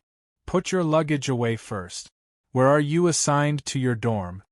When she came closer, Xia Jinyuan, who had been waiting for her, smiled seductively and took out a school map. "The boys' dorm is here, and the girls' dorm is near Swan Lake. Which one is yours?" Yi Qian only had an admission form in his hand and nothing else. When she heard him, she said cheekily, "The dorm hasn't been assigned yet. It'll be done in a few days. I have to look for Principal Chow first." "Captain Xia, why don't you?" "What? Have you learned to kick me to the curb? Uncle Chun told me that I have to deliver you to him personally." Xia Jinyuan saw through her little scheme. She wanted to chase him away. His gaze darkened and even his voice deepened. "I, Xia Jinyuan, never break my promises. I'll keep my promises." Xia Jinyuan didn't smile, and his expression was cold. Yi Qian's heart skipped a beat. She looked away and pursed her lips. After a while, she said, "Then I'll have to trouble you, Captain Xia." Sigh, if he didn't be serious with her and continued to smile with her, he would definitely be kicked out of school. He didn't use all his tricks when facing enemies, but when facing her, he really had to use all his tricks. However, it was indeed very interesting. The more she wanted to escape, the more he wanted to get closer. 16, 17, 18 years old. Even if he was 60, 70, 80 years old, he would still approach her tirelessly. He was so outstanding, and he could become a comrade who could fight side by side with him. It was difficult for him to give up. Principal Chow was having a small meeting with several school leaders and a teacher in his office. The main topic of the meeting was Yi Qian. Faced with Class 1's form teacher's question, Principal Chow smiled and said, "Oh, you, don't try to bargain with me after getting what you want. Didn't Teacher Zhu already tell you? What? You want to take advantage of me? You were the one who fought for Yi Qian. Back then, I didn't want to go overboard and hand her over to you. She's the famous Abbess Miju in the school. I'm afraid you'll drive her away." Teacher Miju, Teacher Tong, was a special grade teacher. She was also the treasurer of the province's number 1 high school. Together with the math teacher, Teacher Zhu, they sent out 40 key undergraduates and 14 second-tier undergraduate. There were 62 students in the class. Other than those who studied abroad, all of them were on the list. Teacher Tong didn't give the name Abbess Miju by her classmates, but she gave it to herself. It actually meant that she didn't make the list. In her class, there was no such thing as failing the list. Teacher Tong was in her early 50s. She was a cheerful teacher. She wasn't like the other form teachers who always put on a poker face. She always had a smile on her face, and she had the dignity of a teacher and the kindness of an elder. Chapter 371. Teacher Tong glanced at the newly appointed librarian, Old Shen, who was qualified to attend the meeting. She spoke slowly and with a smile. "Principal, do you already know what I'm going to say before I even mention it? Come on, tell me. Let me listen." Hearing this, Principal Chow pretended to be all ears. He laughed and said, "Let's see what Teacher Tong, who is the most popular student in our school, wants to fight for her student." Teacher Tong was the most popular student in the school. Sometimes, her students would even call her Sister Tong. This was enough to show how good Teacher Tong was in the eyes of her classmates. "If Yi Qian comes to our class, other than free tuition, can you give her priority in the competitions and activities? Every activity will give her a certain amount of scholarship. Rather than sponsoring her for free, I think it would be better to stimulate her motivation to study and let her know the benefits of studying can also improve her life." She was really thinking from the perspective of the student. Principal Chow nodded and agreed with her suggestion. At that time, there was only one reason why he did not consider arranging Yi Qian to be in her class, and this reason could not be told. As they were talking, there was a knock on the door, followed by a low and steady voice. "Is Principal Chow here? I'm Xia Jinyuan." "Xia Jinyuan." Principal Chow, who was in the middle of a meeting, glanced at the newly appointed librarian and said, "Old Chen, you know this comrade Xia. Is he looking for you? I met with him yesterday, and asked him to pick up Yi Qian this morning." Old Chen, who was also Principal Chen, was now an idle librarian in the provincial first high school. He stood up and smiled at Teacher Tong. "It should be Yi Qian. Teacher Tong, if you have any questions, feel free to ask. She's very brave and has no stage fright." In order to not fall behind Yi Qian's training, Principal Chen declined the position of director and became a librarian who had nothing to do after work, especially during the winter and summer vacations. The door opened and several school leaders filed out. When they saw Yi Qian, they smiled and left with the dignity of a leader. Come in, come in. Major Xia, come in and have a seat." Principal Chow politely shook hands with Xia Jinyuan. When he saw Yi Qian behind him, he couldn't stop smiling. Last year, he was still lamenting the fact that his school had lost a good student. In the end, this flower still fell into the hands of the provincial number 1 high school. Looking at Yi Qian, who had grown taller and had a calmer temperament, she said, "Classmate Yi Qian, I feel much more at ease now that you're here. Come in and have a seat. Your future homeroom teacher, Teacher Tong, is also here." And Principal Chow leaned sideways so that Yi Qian, who was looking straight ahead, could look up and look in the direction Principal Chow was pointing at. Old Chen has been waiting for you for a long time. If you didn't come, I'm afraid he would have gone to the train station to pick you up himself." Principal Chen, who was wearing the school's staff name tag, walked over and laughed as he looked at the dumbfounded girl. He said to Teacher Tong, "This child didn't know that I came to the provincial number 1 high school. I didn't tell her all this time. Now she's in shock." She couldn't be in shock, right? So the reason why Uncle Jen was so confident in leaving her alone was because Principal Chen was also at the provincial number 1 high school. Teacher Tong was familiar with Yi Qian. Last year, Yi Qian had left a deep impression on her during the provincial number 1 high school's intensive training. Otherwise, she wouldn't have fought so hard to get a student into her class. Chapter 372. Yi Qian, who had a photographic memory, recognized Teacher Tong. After a while, the two of them started chatting happily. On the other side, Principal Chen and Xia Jinyuan were already shaking hands and exchanging pleasantries. On the other side, Teacher Tong was already asking about Yi Qian. She was a very kind teacher. At 50 years old, she had a pair of gentle but stern eyes.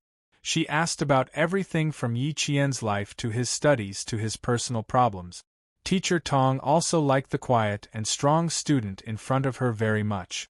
She smiled the entire time and said, "All of us have looked at your test papers.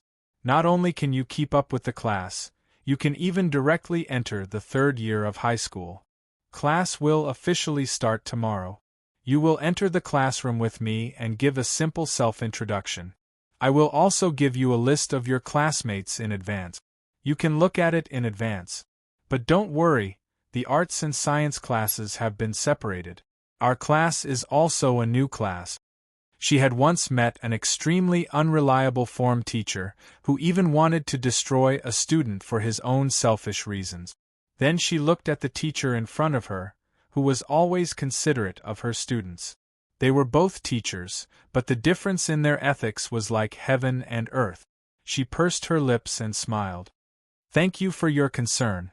I don't have many difficulties in life, but if there is anything I don't understand in my studies, I will need your help." The more polite she was, the more the teacher liked her. "Good, good, good. You are indeed a good student. Then come to the office later and get the list of your classmates from me." Teacher Tong gently patted the back of Yi Qian's hand. She stood up and said to Principal Chow, "Principal Chow, I still have some matters to attend to, so I will take my leave first." Yi Qian had met such a virtuous teacher in high school. He could already foresee that her high school life, which she had never experienced before, would definitely be colorful. After Teacher Tong left, Principal Chow walked out from behind his desk and sat down in the meeting room. He looked at Yi Qian with a slightly serious expression. "There is something I need to tell you in advance. You have to be mentally prepared before you go to the classroom tomorrow." For some reason, Yi Qian instinctively looked at Xia Jinyuan. It was as if looking at him would make him feel more at ease. Coincidentally, Xia Jinyuan, who didn't know what was going on, also looked over. Their eyes met across Principal Chen for a moment, and Yi Qian hurriedly looked away when Xia Jinyuan gave him a playful smile. Why was she looking at him out of nowhere? Yi Qian, who had been caught red-handed, felt a little annoyed. He collected himself and asked calmly, "Please speak. I'm listening." "Yi Ying is also in the provincial 1st high school. You know that, right?" Principal Chow didn't lay out any foreplay. Instead, he went straight to the point. "My original intention was to put you in Class 6. It's a class where the learning atmosphere isn't too tense, and the class teacher in charge of Class 2 isn't too bad either." But after Teacher Tong saw the name of the class, she defeated the heroes and won you over to her class. Because of this, the class teacher in charge of Class 6 still has some opinions about Teacher Tong. The reason why he used the phrase "defeated the heroes" was because Teacher Tong had already argued with the school leaders. She also tried to convince the class teacher to let Yi Qian go to Class 1. For some reason, the class teacher in charge of Class 6 actually agreed to let Yi Qian go to Class 1. By the time she realized what had happened, it was already a foregone conclusion. Teacher Tong has taught 12 graduating classes. She has 24 years of experience as a class teacher. With her as your class teacher, I can rest assured.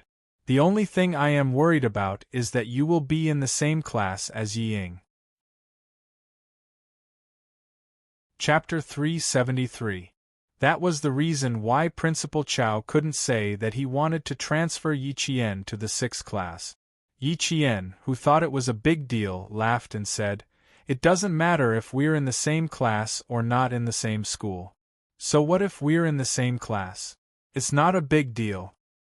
I think it's not that I don't want to see her. She should be the one who doesn't want to see me." Xia Jinyuan laughed as well. It was indeed not a big deal, but...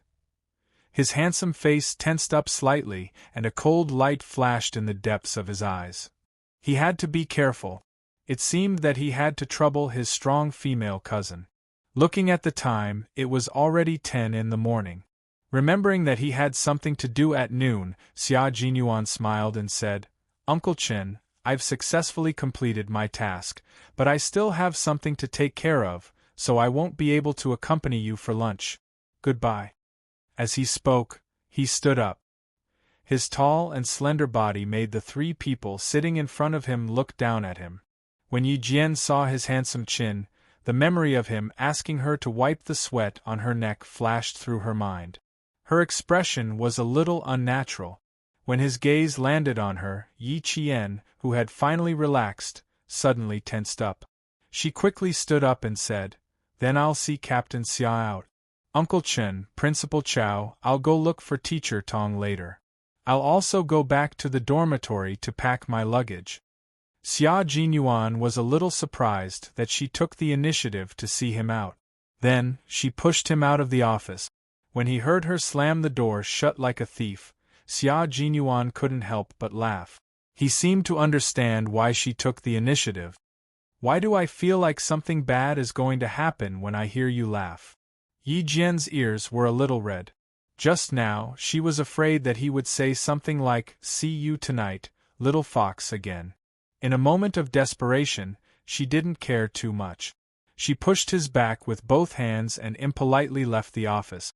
At this moment, Yi Jian's hands, which were still warm from his body temperature, were placed behind her back. Her fingers moved unnaturally. Yi Jian knew that her face was burning to the point that even her ears were red. Unnaturally, she stubbornly met his gaze. Her pupils clearly reflected his exquisitely sculpted handsome face. Perhaps the school was a place that was filled with innocence and made it easy for people to calm down. Yi Jian suddenly realized that the eyes of the man whom she had not seen for more than a year were darker than before. They were as dark as a bottomless abyss. She looked at the pair of eyes that were as vast as the sea. They could hold the world and everything in it. Time had been kind to him. It did not leave any traces on his jade-like handsome face, but it had imperceptibly increased his aura. Back then, he had a piercingly cold aura that made all living things in the forest crawl. Now, there was a layer of profoundness on top of that. When he raised his eyes, the light that burst out from his eyes was unstoppable, with a might that made people unable to disobey. He was a soldier who had cultivated the prestige of the nation and made people tremble in fear. Is this a gift? Or not? Why are you still thinking about whether you want to go back on your word? She just stared at him with her beautiful brows furrowed. Xia Jinyuan couldn't help but smile. He raised his hand and stroked her brows with his warm fingertip. "Why do you frown so much at such a young age? Be careful that you don't get wrinkles between your brows before you get old." He was so quick that Yi Qian only had time to tilt her head slightly. Because she was too engrossed in looking at him, his fingers stroked her brows. Chapter 374. His warm fingers miraculously smoothed her furrowed brows. She tilted her head, took a step to the side, and escaped from his gentle touch. Yi Qian, whose mouth was a little dry, said calmly, "Captain Xia, don't you have other things to do? Let's go. I have to go to Teacher Tong's office later." Like a frightened deer, she only wanted to leave the hunting area as soon as possible. Xia Jinyuan, who saw her unnatural behavior and escape, smiled faintly and walked down the stairs leisurely. The car did not stop at the campus. Instead, it stopped at the entrance of the campus. After they got downstairs, Xia Jinyuan said lazily, "I left a gift for you in the car and forgot to take it. Little girl, you have to accompany me to the school gate." He easily blocked Yi Qian's excuse of only walking him downstairs, so she had no choice but to follow him obediently. Xia Jinyuan could be said to be self-taught when it came to creating more time for each other. It was already past 10 o'clock, and the sun was already quite bright. Groups of students came and went in the school. Parents carried boxes, mats, buckets, and boxes, and the whole school was bustling with activity. No matter how hot the weather was, it could not take away the smiles on everyone's faces. The scenery at the school was very beautiful. After all, it was a famous school with 100 years of history, so the scenery was incomparable to that of ordinary schools. When Yi Qian saw Xia Jinyuan stop by a broken wall, her heart tightened. She pretended not to see him and continued to walk forward. Xia Jinyuan looked at her, hurried back and laughed. How much did this sly little fox not want to spend another minute with him? What should she do? She didn't want to, but she couldn't stop him from wanting to. One walked in a hurry, while the other walked unhurriedly, taking advantage of his long legs. Fortunately, it was the registration day, so the students and parents who came and went were only concerned with their own things and did not pay much attention to them. Otherwise, one was handsome and the other was beautiful. Who knew how much attention they would receive? Later, I'll go see Teacher Tong with Dad and ask her out for a meal tonight. You'll be assigned to Key Class 1. You must have a good relationship with the class teacher. A familiar voice with a completely different tone drifted out from the crowd. Yi Qian, who had been hurrying along, stopped in his tracks. He stood under the shade of a tree and swept his cold gaze over. She saw Yi Zhifan carrying his luggage and walking past her with Yi Ying in tow. Behind them, Sun Dongqing was talking to a few of her classmates' mothers. She couldn't help but feel proud of herself. As for Yi Ying, he had not seen her for more than a year, and she had grown a lot taller. Her long hair was draped over her shoulders, and she was wearing a light blue denim dress. In terms of appearance, her temperament was much better than that of her classmate. Another thing was that she was much fairer than she was in her previous life. It was true that whiteness could cover up all ugliness. She looked much prettier than before. He was in the same class. Very good, he was back to his junior high school life. Fortunately, he didn't meet Teacher Ku. Yi Qian smiled coldly and looked away. At the same time, Xia Jinyuan walked up and said, "At least you have the conscience to wait for me." It seemed to be another beautiful misunderstanding.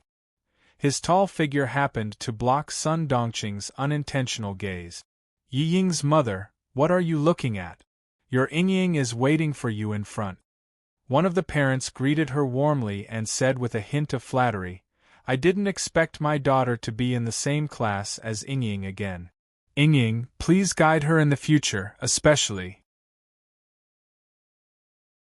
Chapter 375.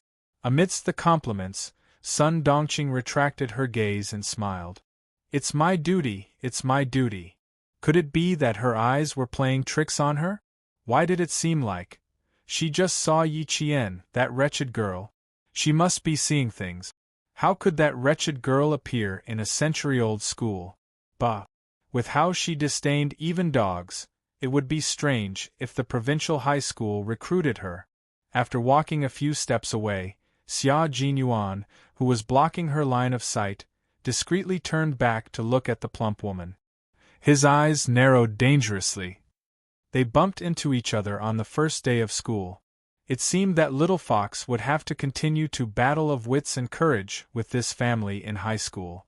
Fortunately, Little Fox was not one to be taken advantage of. Subduing Ying in school was a small matter. The car was scorched by the sun. When the car door opened, a wave of heat hit them in the face. Yi Qian was forced to take a few steps back from the heat. She quickly grabbed Xia Jinyuan, who was bending over to get into the car. "Wait a minute, it's too hot." Her grab was a little too forceful.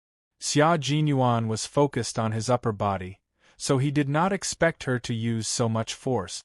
With her forceful pull, his entire body actually fell into Yi Qian's arms. Xia Jinyuan, who rarely watched romance dramas, knew that this kind of action was usually done by the man, and the woman should be the one to fall. It was definitely not like his role had been reversed.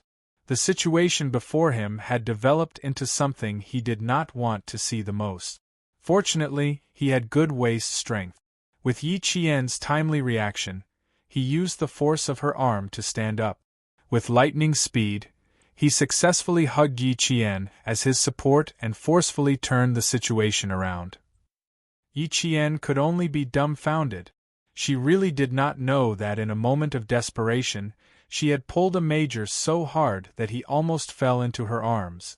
Afraid that he would embarrass himself, she hurriedly raised her hand and blocked with her arm. Meeting Xia Jinyuan, this nemesis, Yi Qian sometimes felt anxious about her own intelligence. What was she trying to block with her arm? Wasn't he waiting for her to take the initiative to hug him? The moment Yi Qian stretched out his arm, he regretted it. Just as he was feeling a little regretful, what happened next made him even more regretful.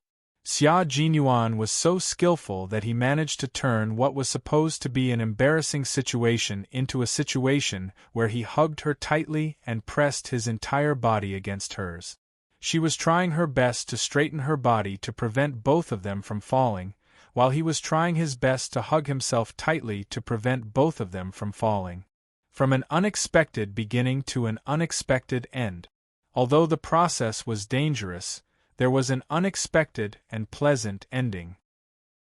Xia Jinyuan did not let go immediately. He was a mature man. It was normal for him to be reluctant to let go of the little fox in his arms. That was close. I almost made a fool of myself today. Xia Jinyuan whispered into her ear in a frightened tone, "Little girl, you're quite strong. I was just getting into the car to get something. You didn't have to use so much strength as if you were trying to save me. Actually, if it was any other time, it would not have been possible. The main reason was that he was not on guard at the time. I didn't do it on purpose. I just used a little more strength than usual." Yi Qian was also quite frightened. Being held in his arms, he did not know what to do. His arms were wide open and completely. He did not dare to place them on any part of his body. Chapter 376. She blushed and panicked. All she could do was apologize. "I'm sorry, I'll be more careful next time. Captain Xia, if you stand firm, it'll be troublesome. Let go of my hand, it's a little hot, and there are so many people watching. It's quite embarrassing." Hugging was embarrassing in Yi Qian's eyes, but Xia Jinyuan felt as if an arrow had pierced his heart. How could it be embarrassing? It wasn't hot either. Her body was very cold, and there was not a trace of sweat on it. The fragrance that he had smelled in the morning was still there, and it was so cool that it seemed to have washed away the heat. Also, the benefits of growing taller came. In the past, he had to bend down to hug her, but now, he only needed to slightly tighten his chest and use a comfortable posture to hug her completely in his arms. They met when she was 14 years old. 2 years had passed, and at 16 years old, she had already grown into a slender and elegant girl who would make any boy infatuated with her. "Captain Xia, hurry and stand up." Yi Qian, who was feeling hot all over, couldn't help but poke his firm back with a finger. His muscles were lean and tight, and even if he poked with a finger, he could feel the hidden strength in his body. Xia Jinyuan lowered his head and took a deep breath next to her neck. Then, He stood up as usual and looked at the embarrassed Yi Qian with a half-smile. He sighed and said, "I almost fell down. Little fox, you're deliberately trying to embarrass me, aren't you?" "No, no." Yi Qian quickly shook his head and explained seriously, "I didn't mean anything else. I just felt that it was too hot in the car and you would feel uncomfortable in it, so I didn't think too much about it and pulled you up. The only thing I miscalculated was my strength. Also, I didn't expect Captain Xia to not be on guard at all." After explaining, his face turned even redder. Xia Jinyuan didn't want to leave anymore. His clear voice deepened, and it was as intoxicating as red wine. "You were so worried about me?" His voice dragged out, and it was like a lingering drunken kiss, filled with a sexy aftertaste. "It's not that I'm worried, but I think it can wait." Fortunately, Yi Qian's state of mind was stable. Faced with Xia Jinyuan's teasing, he immediately responded, "Captain Xia, please don't think too much. She was cute when she was alert, cute when she was shy, and cute when she was angry. In short, the more he looked at her, the more he loved her. The more he loved her, the more he looked." Instead of getting any closer, Xia Jinyuan raised his hand and rubbed her head with a smile. He pointed at the car and asked, "Comrade Yi Qian, may I ask if I can get into the car to pick up my present for you?" She was his comrade in arms, and their statuses were equal. If she remembered him, she would recognize him as her comrade in arms. The word comrade sounded better than any other beautiful words. Yi Qian's eyes curved like crescent moons. "Comrade, please get in the car. Make sure there's no problem." Her serious answer made Xia Jinyuan laugh again. This was a dangerous yet elegant man. He was also a strategist. He was a man who exuded nobility from head to toe.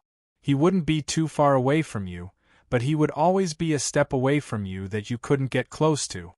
His etiquette was impeccable, but you knew very well that this wasn't because he was close to you, but because of his upbringing.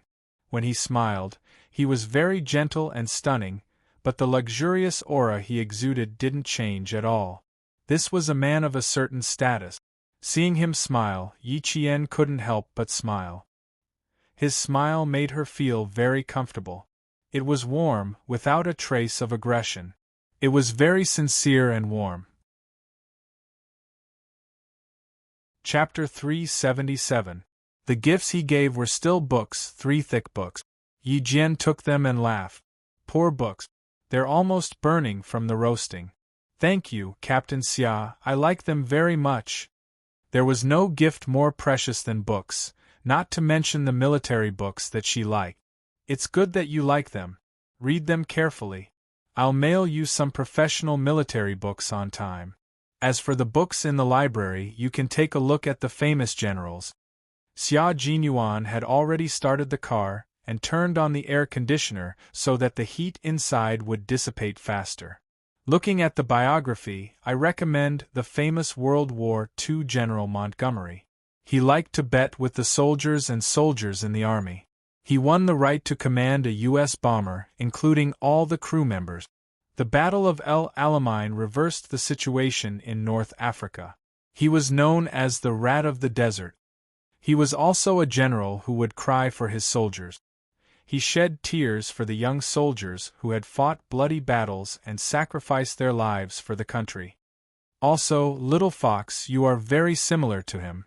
General Montgomery did not enjoy motherly love since he was a child, but that did not stop him from becoming a famous general.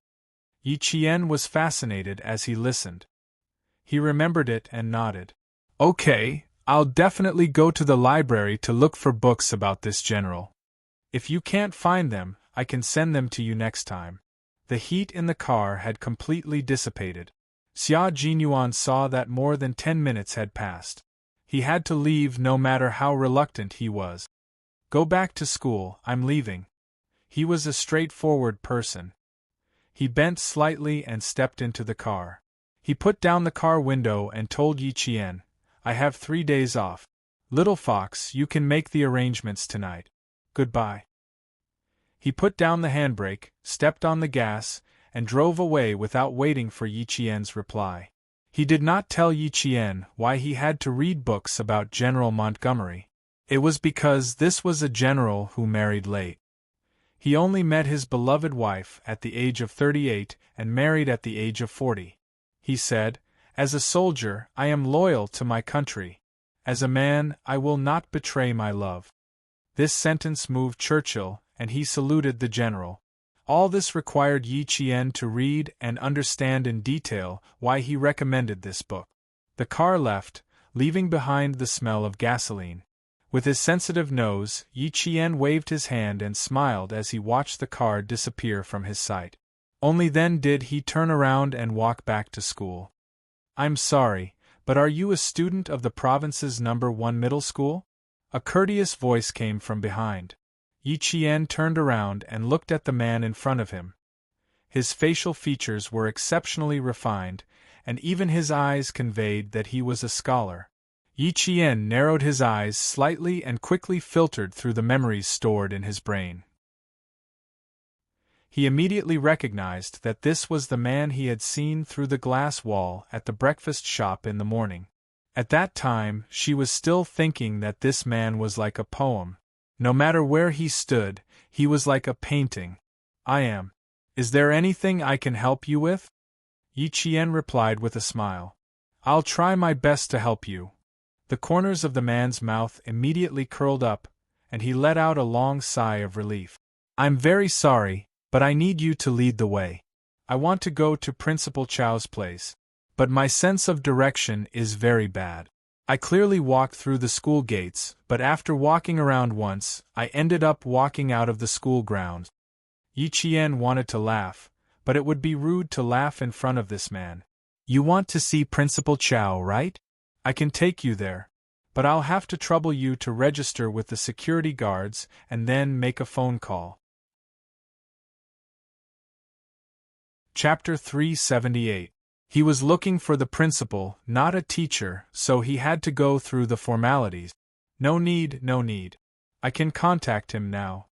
When the man heard this, he immediately took out his cell phone and dialed a number.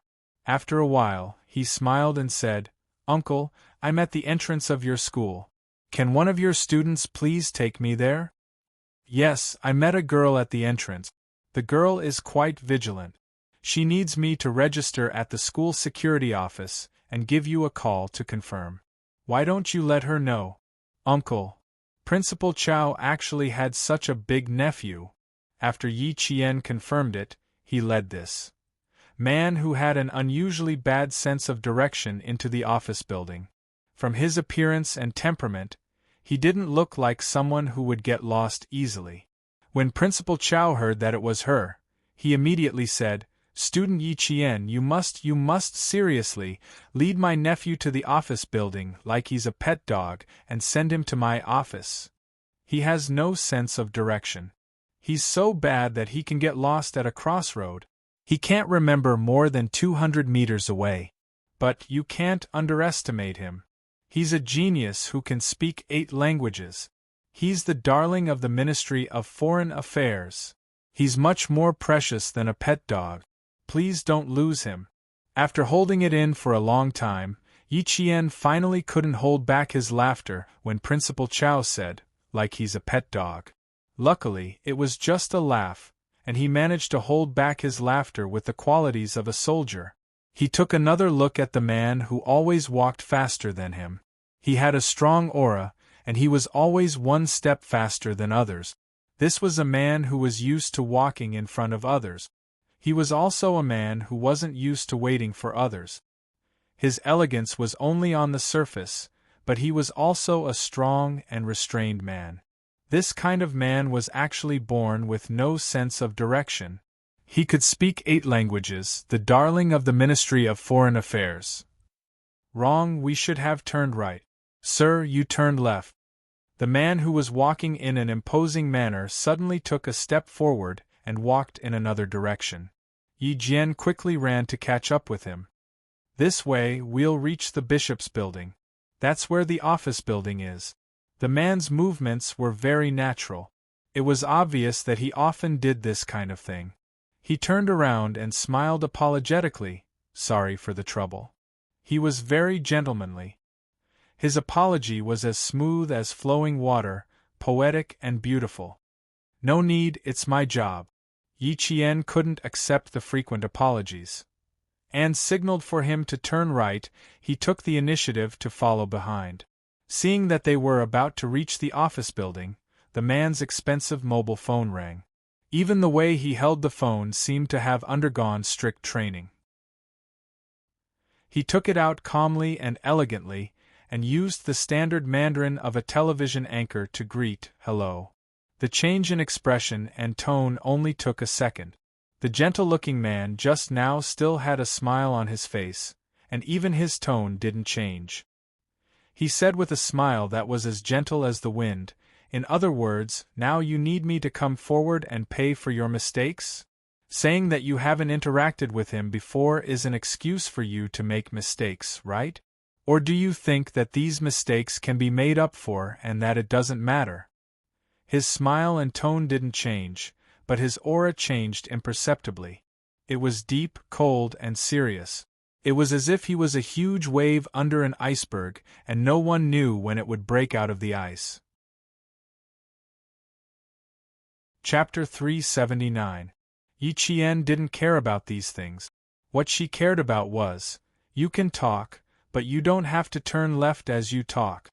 Yi Qian had no choice but to block the man's way and use her actions to remind him, you're going the wrong way. A man at work was very serious, and a man who was angry was not to be trifled with. However, a man who was in the middle of a scolding suddenly appeared in front of him and blocked his way. He raised his eyes and glared at Yi Jian with a stern look. The smile on his handsome face was still shallow, but it was no longer poetic and elegant. There was only thunderous hostility. Yi Qian didn't move. She promised Principal Chow that she would be responsible for sending this person to the office. She had to keep her promise.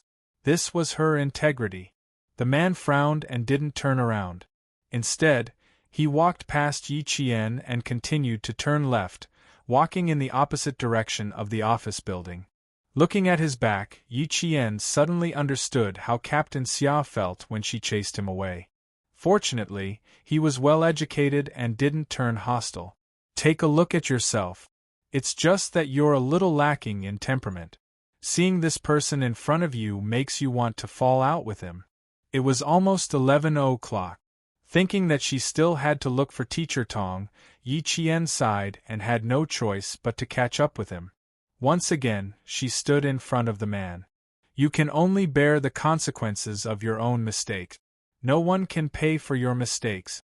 The Ministry of Foreign Affairs is a matter of the country. From the moment you stand beside the leader, you are shouldering the honor and dignity of the country. It was this sentence that instantly extinguished the fire in Yi Qian's heart. She didn't disturb him anymore. Under the man's sharp gaze, she made way for him and allowed him to turn left as he spoke. After turning a few meters away, the man's Mandarin changed into a foreign language that she had never heard before. It was fluent and firm, but he maintained his politeness. It seemed like he was communicating, but he definitely maintained his dignity. This was a serious and unhurried communication for the sake of his country's dignity. Time passed bit by bit. Although the man was at the end of his road, he was definitely a person who could find beautiful scenery and make himself comfortable. 10 minutes later, he turned to the side of Swan Lake and sat on a long stone bench by the lake. He still used the same polite and dignified way of communicating in a great country. Yi Qian did not sit next to him. Instead, he stood quietly behind him, waiting to save him in time if he did not look where he was going, and walked directly into Swan Lake. Fortunately, nothing like that happened until the end of the call. After the man hung up the phone, he did not stand up immediately. Instead, he sat there, exuding a cold and unapproachable aura. He sat there quietly for 5 minutes. Yi Qian saw him raise his head and take a deep breath, seemingly exhausted. He rubbed his face and stood up. After reprimanding the translator from the Ministry of Foreign Affairs and communicating with the German engineer, Qin Xiu finally realized where he was after he calmed down. Then, he was completely confused and didn't know where he was going. Also, the girl from the provincial first high school who was following behind him just now, the girl he saw in the morning, the girl who stunned him for a long time, was also gone. "Hello, are you done with your work? If you're done, I'll take you to see Principal Chow now." Yi Qian spoke calmly from behind him without a trace of impatience. 37 minutes have passed. I'm sure Principal Chow has been waiting for a long time. Chapter 380. The phone call lasted for a total of 37 minutes. It was not far from 12 o'clock. Qin Xiu turned around with a smile on his handsome face. He apologized naturally and politely. "Sorry for making you wait for so long. And just now my attitude wasn't very good. I'm sorry." "It's okay. Yi Qian just wanted to send this Buddha away. Even sending a 3-year-old home wasn't this tiring." She wasn't angry at all, which meant that she really didn't care. Qin Xiu pursed his lips and walked over. He sighed in his heart. "Sigh, this is the first time we met. My impression of you is too bad. I have to fix it." As a staff member of the Ministry of Foreign Affairs, Qin Xiu was very good at diplomacy. He quickly found a way to fix it. "We met this morning. Do you remember me?" He reached out his hand. His fingers were long and slender, and his fingers were clean and beautiful. "I'm Qin Xiu. I'm sorry to have taken up so much of your time." Yi Qian, who didn't like physical contact, only hesitated for a minute and a half before finally reaching out her hand. He was Principal Chow's nephew. Qin Xiu could tell from her half a second of hesitation that the student in front of him didn't like physical contact. He immediately released her hand within 3 seconds and maintained his smile. "I don't know my way around. My sense of direction is always left or right. It's like my brain is separated from my body. I always make the wrong choice." It took courage to openly admit one's mistakes to a stranger. Yi Qian pursed his lips and smiled. He said calmly, "No one is perfect, but Mr. Qin's sense of direction. It's true that you should have someone by your side at all times." Implicitly keeping unspoken words also represented a person's self-restraint. Qin Xiu's smile deepened. Just as he was about to speak, the phone in his hand vibrated. He first said, "Sorry." Then he looked down at his phone. The corners of his mouth curled up slightly again. He said to Yi Qian, "It took us almost 40 minutes to get to the office from the school gate. My uncle probably thinks I've gone missing." His clean fingers pressed the answer button. He said in a cool and elegant voice, "I'm at the school's Swan Lake." Her? Still here. Okay, I'll be right there. I'm begging you, please don't work while walking. Yi Qian still has things to do, so I can't let her follow you around the school." Principal Chow felt that his hair had turned a lot whiter in the past half an hour. It turned out that her name was Yi Qian. It was a very simple name that could be easily memorized after being recited once. Around noon, Qin Xiu did not receive any more calls, and Yi Qian finally sent him to his office without a hitch. Principal Chow was already waiting for him at the door. When he saw him, he quickly walked up to him and said, "Why didn't you bring your entourage? If you go missing in such a big provincial capital, how am I going to explain it to your mother?" When Yi Qian noticed that something was wrong with his expression, he had already left quietly. A person who was being scolded would not want someone else to watch while they were being scolded, so he knew better than to leave. "I took a work call and lost track of time." Qin Xiu did not take it to heart. Because he was not good with directions, he had countless entourages since he was young. In the past, he had no choice, but now, he did not like it. He changed the topic without leaving a trace. "I still have to thank." He turned around to thank Yi Qian, but he realized that the girl who was supposed to be behind him had already left. Chapter 381. She left a long time ago. You're lucky to have met her. She's a very responsible girl. She accompanied you for more than 40 minutes at noon. Principal Chow saw that he was still wearing a bow tie and knew that he had rushed over after finishing his work. Go sit down and relax. I'll arrange a car so we can go out for lunch. What's your schedule in the afternoon? If not, you can go back to the hotel to rest or go out to play. But you have to bring your entourage. Qin Xiu looked away and smiled at his uncle's nagging. Okay, I'll be careful. I want to walk around your school in the afternoon. It's fine if I don't go out. This century-old school has beautiful scenery. If I'm tired, I can sit down and relax. As long as I don't walk out of the school, you don't have to worry. Other than his poor sense of direction, Principal Chow was not worried about anything else. Okay, school just started and I have a lot of things to do. You can walk around the school. When are you flying back to Beijing? The day after tomorrow. I'm not going back to Beijing. I'm going to Germany with the delegation. As a staff member of the Ministry of Foreign Affairs, Qin Xiu was rarely in China. He was either abroad or on the plane. Yi Qian pushed open the door and entered the teacher's office.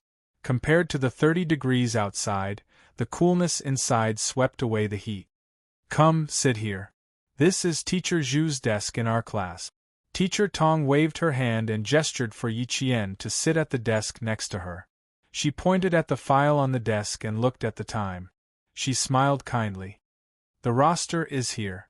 Take a look at it yourself. I'm not done with my work yet. I'll go to the cafeteria at 12:30. Okay? Yi Qian smiled and nodded. Okay, you don't have to worry about me. The teachers were very busy on the first day of school.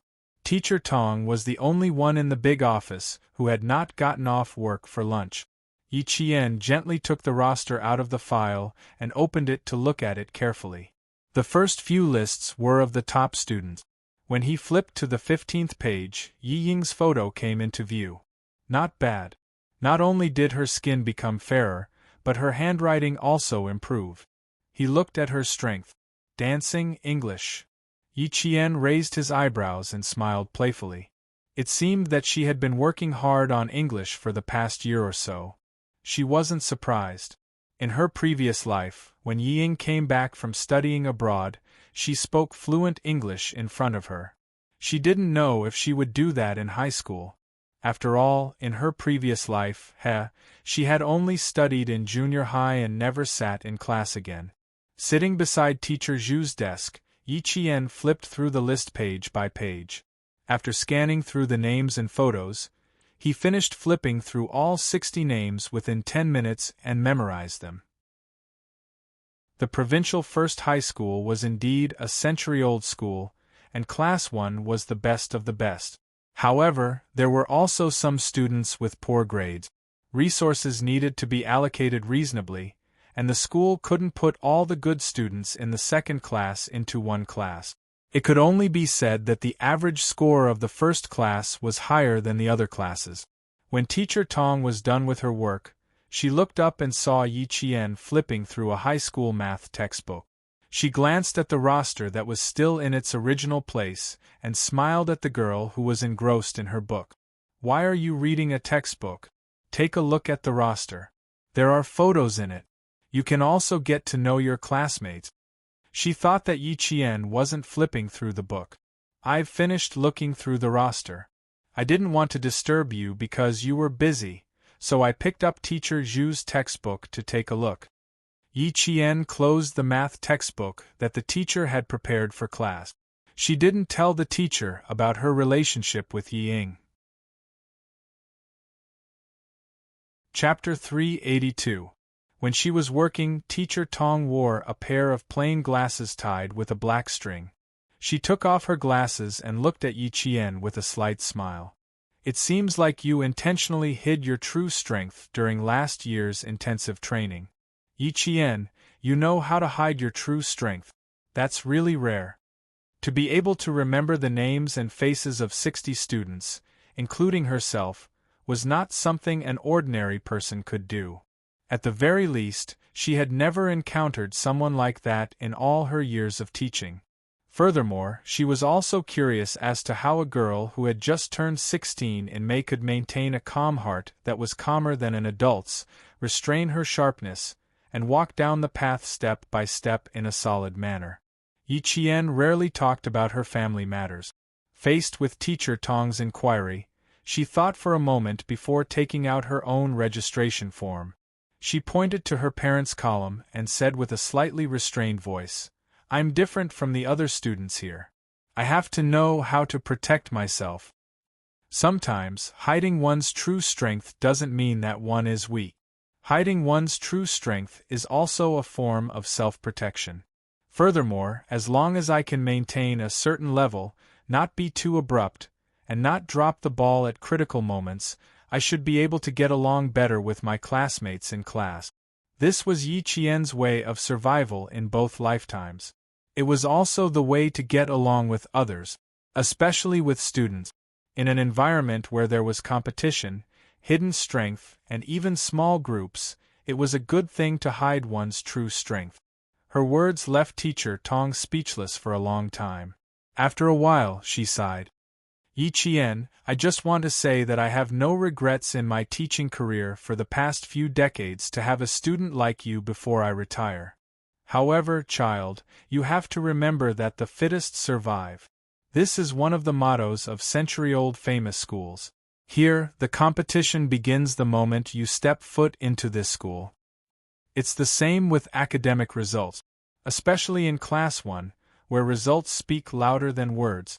Your good grades may attract jealousy, but you have to remember that there is another side to human nature, and that is admiration for the strong." Teacher Tong was a virtuous teacher. She did not want to see Yi Qian suppress her true strength to accommodate others. She should not hide her true strength at such a young age. Young people should live a carefree and unrestrained life, unrestrained and unrestrained. If they still had to be careful in school, they would have to be even more careful when they step out into society. Society is a big environment, and there's nothing wrong with being careful. However, school is different.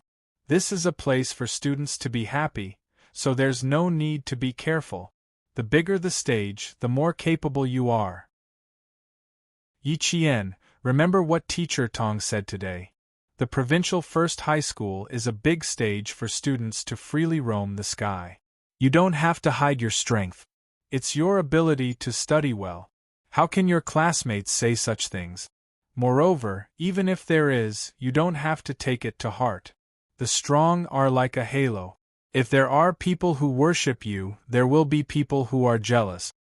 The teacher and the student talked in the office for half an hour before they left. If Principal Chen and Uncle Jen taught Yi Qian how to be self-reliant, then Miss Tong taught Yi Qian how to be mellow, roundabout, and gentle. The combination of hardness and gentleness, Zhang Qi had a strong heart and a soft heart. In the days to come, when Yi Qian relied on his own strength to reach the peak of military power step by step, Teacher Tong was one of the people he thanked the most in interviews. Chapter 383. After lunch, Teacher Tong went back to her office while Yi Qian went to look for Principal Chen to get his luggage. Principal Chen was busy with his work. Other than when school started, he had nothing else to do. He liked working in the library. Also, he was in poor health. In order to live a few more years and see how far the girl he personally groomed could go, Principal Chen had started to take care of his body. A new batch of books had arrived at the school. There were books on astronomy, geography, ancient and modern. A century-old school would always have more resources than other schools. This could be seen from the corner of the book. 2 hours later, Yi Jian, who felt like a scholar, took her luggage and walked to the dormitory. The campus at 4 o'clock was much quieter than it was in the morning. Walking along the stone path with tall camphor trees on both sides, Yi Qian walked to the left side of Swan Lake and arrived at the female dormitory. When he walked to Swan Lake, he saw someone sitting leisurely on a stone bench under a weeping willow. His long arms were lazily draped over the back of the bench as he admired the beautiful scenery of Swan Lake. Yi Qian thought for a moment and walked over. He was an old acquaintance. If she really walked around him this time, she didn't know how he would tease her the next time they met. "You didn't walk around me? Little fox, I'm surprised again." Xia Jinyuan looked like he had eyes on the back of his head. Before Yi Qian even got close, he turned his head to look at her. The golden sun in the west was variegated. As the willow swayed, it gently shone on his handsome face. It was half bright and half dark, making his expression look dark and unreadable. Seeing that Yi Qian was still carrying his luggage, he stood up and said, "I need you to go out and help me with something. It's serious. Do you want to put your luggage in my car? Or maybe put it back in the dormitory?" Although there was a faint smile on his face, there was a hint of coldness in his eyes. Yi Qian already believed that he was talking about serious business. It was indeed serious business. "If you're in a hurry, you can leave immediately. If you're not in a hurry, I can leave my luggage in the dormitory first." Yi Qian picked up his rather light luggage. There wasn't much inside, only a few sets of clothes. After waiting for about half an hour, Xia Jinyuan took the luggage that had passed through his hands several times today, but he still didn't put it back in the dormitory. He raised his eyebrows and said with a smile, "Then take it with you. Maybe you can change it at night. There's a possibility that I won't be going back to school tonight. Let me know in advance." She wouldn't have any objections to sleeping outside, even if he suggested sleeping by the side of the road or under a bridge. When they got back into the car, Xia Jinyuan's phone started ringing. He glanced at Yi Qian before answering the call. "Come over in 20 minutes. Book a hotel in advance. If it's too late, sleep in the hotel." Yi Qian did not ask what was going on. She was used to others speaking first. The car was parked at the entrance of the traffic bureau. Before the car was parked, 2 police officers in dark green uniforms ran over. Their expressions were solemn. "The suspect has strong anti-reconnaissance abilities. His methods are brutal. He erased all possible traces of the crime at the scene of the crime. Get all the Sky Eyes in the province, including the ones at the scene of the crime. We don't have much time. We need to find the suspect as soon as possible." As soon as they got out of the car, one of the police officers quickly told them everything they knew about the suspect. The other police officer led the way.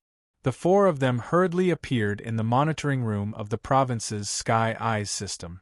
First, get the Sky Eyes at the scene of the crime. Also, get the Sky Eyes at the 2 nearby crossroads. Xia Jinyuan's eyes darkened as he made the arrangements. Then, he said to Yi Qian, "You have a good memory and are highly recognizable. I've prepared a pen and paper for you. Just draw whatever you find on the paper." Chapter 384. Our job is to assist the investigation team. We just need to find clues. Since the successful career woman had asked for his help, he had to help her. Actually, it didn't matter if Yi Qian didn't come, but he couldn't resist his desire to see her. Yi Qian had already looked at him several times. Did a special forces soldier need to be involved in solving a case? I was asked to do this, so I couldn't refuse. Xia Jinyuan, who was deliberately 2 steps behind, quickly leaned forward and said to the little girl, who looked calm but was actually asking him with her eyes, "If I don't ask you to come with me, how can we be together tonight?" Yi Qian instantly realized that the seriousness in his eyes was all an act. He didn't know what he was going to do before he arrived at the traffic bureau. "Xia Jinyuan, can you be more serious? Look, you're thinking too much again. What do you think we're going to do tonight?" Xia Jinyuan's lips curled up slightly. He straightened his back and walked into the surveillance room that was pushed open by 2 policemen in an elegant and cold manner. "Follow me. We only have 5 hours.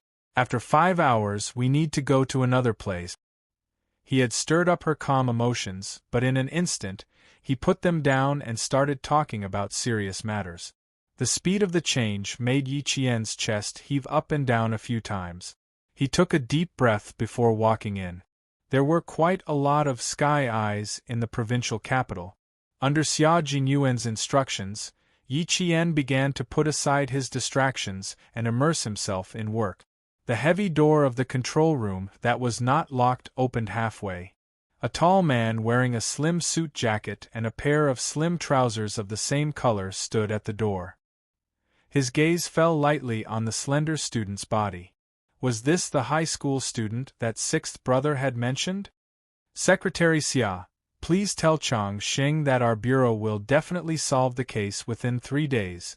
A uniformed police officer stood beside the woman and said seriously, "We will not give the suspect a chance to escape from our province." The woman's makeup was exquisite, and she looked capable and experienced. Even though she was standing in front of the bureau chief, her aura was not suppressed at all. She nodded and smiled. "Okay, I will definitely tell Chang Xing." Serial crimes, wanted nationwide, fled to the southern province's provincial capital, and committed a violent murder. If this case was not solved, Chang Province would not be able to sleep peacefully. This case had even alarmed the capital. Six's sister was here, and she had asked him to do things several times. Since she was here, she could forget about leaving quickly. No matter what, he had to help her solve this big problem. Wasn't finding clues his forte? The question was, why did he bring that high school student with him? The woman, whose emotions had already gone back and forth a few times, frowned without batting an eyelid. She did not disturb the two people who were working hard and assisting the bureau. She turned around and left quietly. 178 centimeters in height, 75 kilograms in weight, short hair. After nearly 4 hours, Yi Qian drew a man's head on a piece of paper. The 6 screens were all frozen. It was either the man's legs, the man's back, or an extremely blurry front. Xia Jinyuan leaned forward slightly and slowly explained the situation on his side to Yi Qian. He should be nearsighted. Occasionally, he would squint his eyes. He's not used to wearing glasses, but he would never leave his glasses. Hence, there was a trace of glasses on the pool of blood at the scene. Chapter 385. Their chairs were slightly closer to each other.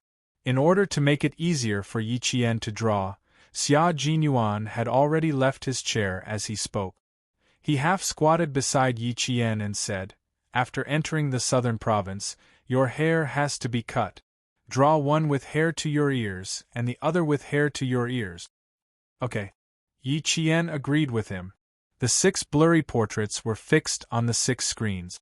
The back of the first portrait was indeed slightly longer, and the hair to his ears in the 5th portrait when he was wearing a mask. She sat in the middle, and several police officers stared intently at the pencil she was drawing on the paper. As she dictated and finalized, the features of a man with thin, even refined features were drawn on the paper. Xia Jinyuan picked up the completed portrait and said, "I can't say that this one is 100% similar, but it's at least 90% similar. The criminal may very well refuse to admit it. Regardless of whether he admits it or not, let's arrest him first." He handed the portrait to the police officers, and Yi Qian began to draw the criminal's height, proportions, and even the shadows bit by bit. Some police officers hurriedly left with the portrait, while the rest of the people held their breaths and looked at the high school student whose drawing skills were comparable to the professional police officers in the brigade. From the moment she picked up the pen to the moment she started drawing on the paper, there was not a single pause. It was as if she had seen the criminal before. The portrait had already been sent to the relevant departments for matching. After Yi Qian finished drawing the entire portrait, the police officers guarding the matching portrait rushed into the surveillance room like the wind. Found it, found it. Finding the criminal meant that Yi Qian and Xia Shaoyuan's work was complete. The two of them, who were helping each other out of friendship, actually only needed to find some clues for the police. With so many videos, so many celestial eyes, and so many faces coming and going in a city every day, how difficult was it to only find one criminal? The two of them spent more than 4 hours to find the criminal. They had indeed done the Southern Province Public Security Bureau a huge favor, and the head of the Southern Province was relieved. Xiao Xia, call your brother over for a meal. Chang Sheng was acquainted with Commander-in-Chief Xia and had met Xia Jinyuan a few times. This time, he had done him a huge favor, so it was only right for him to express his gratitude. As the head secretary, he had to do all aspects of his work. He even had to carefully arrange a meal. However, this time there was really no need to arrange it. You're welcome. He even brought a child over. I'm afraid that he has to send the child home. Now, Chang Xing thought that it was a child from family Xia. To solve the case within 48 hours. There must not be a second case. In our province. Yi Qian. When they walked out of the traffic station, it was already late at night. It was almost 10 o'clock from 5:30 p.m. Yi Jian looked at the man who was walking in a hurry and caught up with him. Captain Xia, it's still early. Yes, I'm not going back. The moon was bright. Xia Jinyuan stood under the silver light with a faint smile on his face. His deep and dark eyes reflected the moonlight. When he smiled, the light in his eyes moved slightly. He was even more charming than during the day. Why are you retreating? Are you retreating without going back to the hotel? Are you going to follow me back to the hotel? Yi Qian rubbed his forehead as if he had a headache. He said helplessly, Captain Xia, I'm not in the mood to joke with you. It's 10 o'clock now. I have to go back to the dormitory. Tomorrow I have to go to class. Have you forgotten that I'm still a student? High school students are under the most pressure. They can't be distracted. Chapter 386. Even when she felt helpless, her small face revealed a sly look. She seemed to have given in to him, but in reality, she knew very well what she was insisting on. Xia Jinyuan walked 2 steps back and stood in front of her. His tall and slender body happened to block the moonlight, completely enveloping her under his shadow. The moonlight was hazy and the street lights were dense. In the dim light, he raised his hand and gently patted the top of her head. He gently said, You don't want to stay in school on Saturdays and Sundays, right? Do you want a place to train? I'll give you 10 seconds to consider whether you want to go with me or not. He looked at her. Even though the light was dim, his gaze was still accurately locked on to her face. There was a smile and understanding in his eyes. Yi Qian gently sighed and smiled faintly. I can't reject your suggestion. It doesn't even take 10 seconds. I've already made the decision to go with you within a second. Let's go, Captain Xia. His gaze was very warm, and there was a charm in his deep eyes that made her believe in him without a doubt. Yi Qian did not think that she had a reason to reject him. The city was still noisy after 10 o'clock. The car left the traffic bureau and headed in another direction. Xia Jinyuan said as he drove, In the future, when you go to the provincial military base on Saturdays and Sundays, I'll ask someone to look after you. First, you'll have to identify people and apply for a pass. Come over after school on Friday and come back on Sunday afternoon. Little Fox, although the provincial military base is not as big as the one in Fujian town, trust me, there's no shortage of elite soldiers here. She was destined to join the military, so it was better for her to integrate into the environment in advance. Moreover, he could tell that she was a person who did not like to rely on others. In that case, he would give her a chance to use her own abilities to open up her own network of contact. In order to obtain a cunning fox, one had to seriously attack, to be able to conquer her. Yi Qian turned sideways and looked seriously at the man who had made everything convenient for her. Looking at his exquisite, jade-like face, she wanted to ask, Why are you so good to me? The words were on the tip of her tongue, but she could not say them. Her throat felt like it was stuck with thorns. It was as if she said those words, it would stab her throat and cause her to bleed. Because she did not want to accept his kindness to her. Because she had no way to repay him. What's wrong? Do you want to sleep? Xia Jinyuan, who had been looking at her from the corner of his eye, glanced at her and said elegantly, "What's on your mind? Or do you have any questions? Oh, or you want to know why I'm bringing you to the provincial military, right?" Her words made Yi Qian clench her fist. Her heart rose to her throat. Even though she appeared calm on the surface, her hair had already tensed up. Never say anything that would give her a headache. He looked at her again, as if he had seen through her nervousness, and explained with a smile, "I called Uncle Jen before I came here, and he asked if it would be convenient for him to take you to the provincial military base. I won't reject such a small matter. You are indeed a seedling. Even the regiment commander and political commissar in the army have unanimously approved of you. If I bring you to the provincial military district, I think that even if I don't show up, the regiment commander and the political commissar will go to the provincial capital to mention it." His explanation made Yi Qian loosen her clenched fist. She secretly heaved a long sigh of relief. So that's how it is. Outside the car window, the flickering light from the street lamps flashed past. He could clearly see the relief on her face. She was indeed a young lady. Although she was intelligent, she was still young. She was extremely nervous whenever he moved, as if she was afraid that he would say something that she could not bear.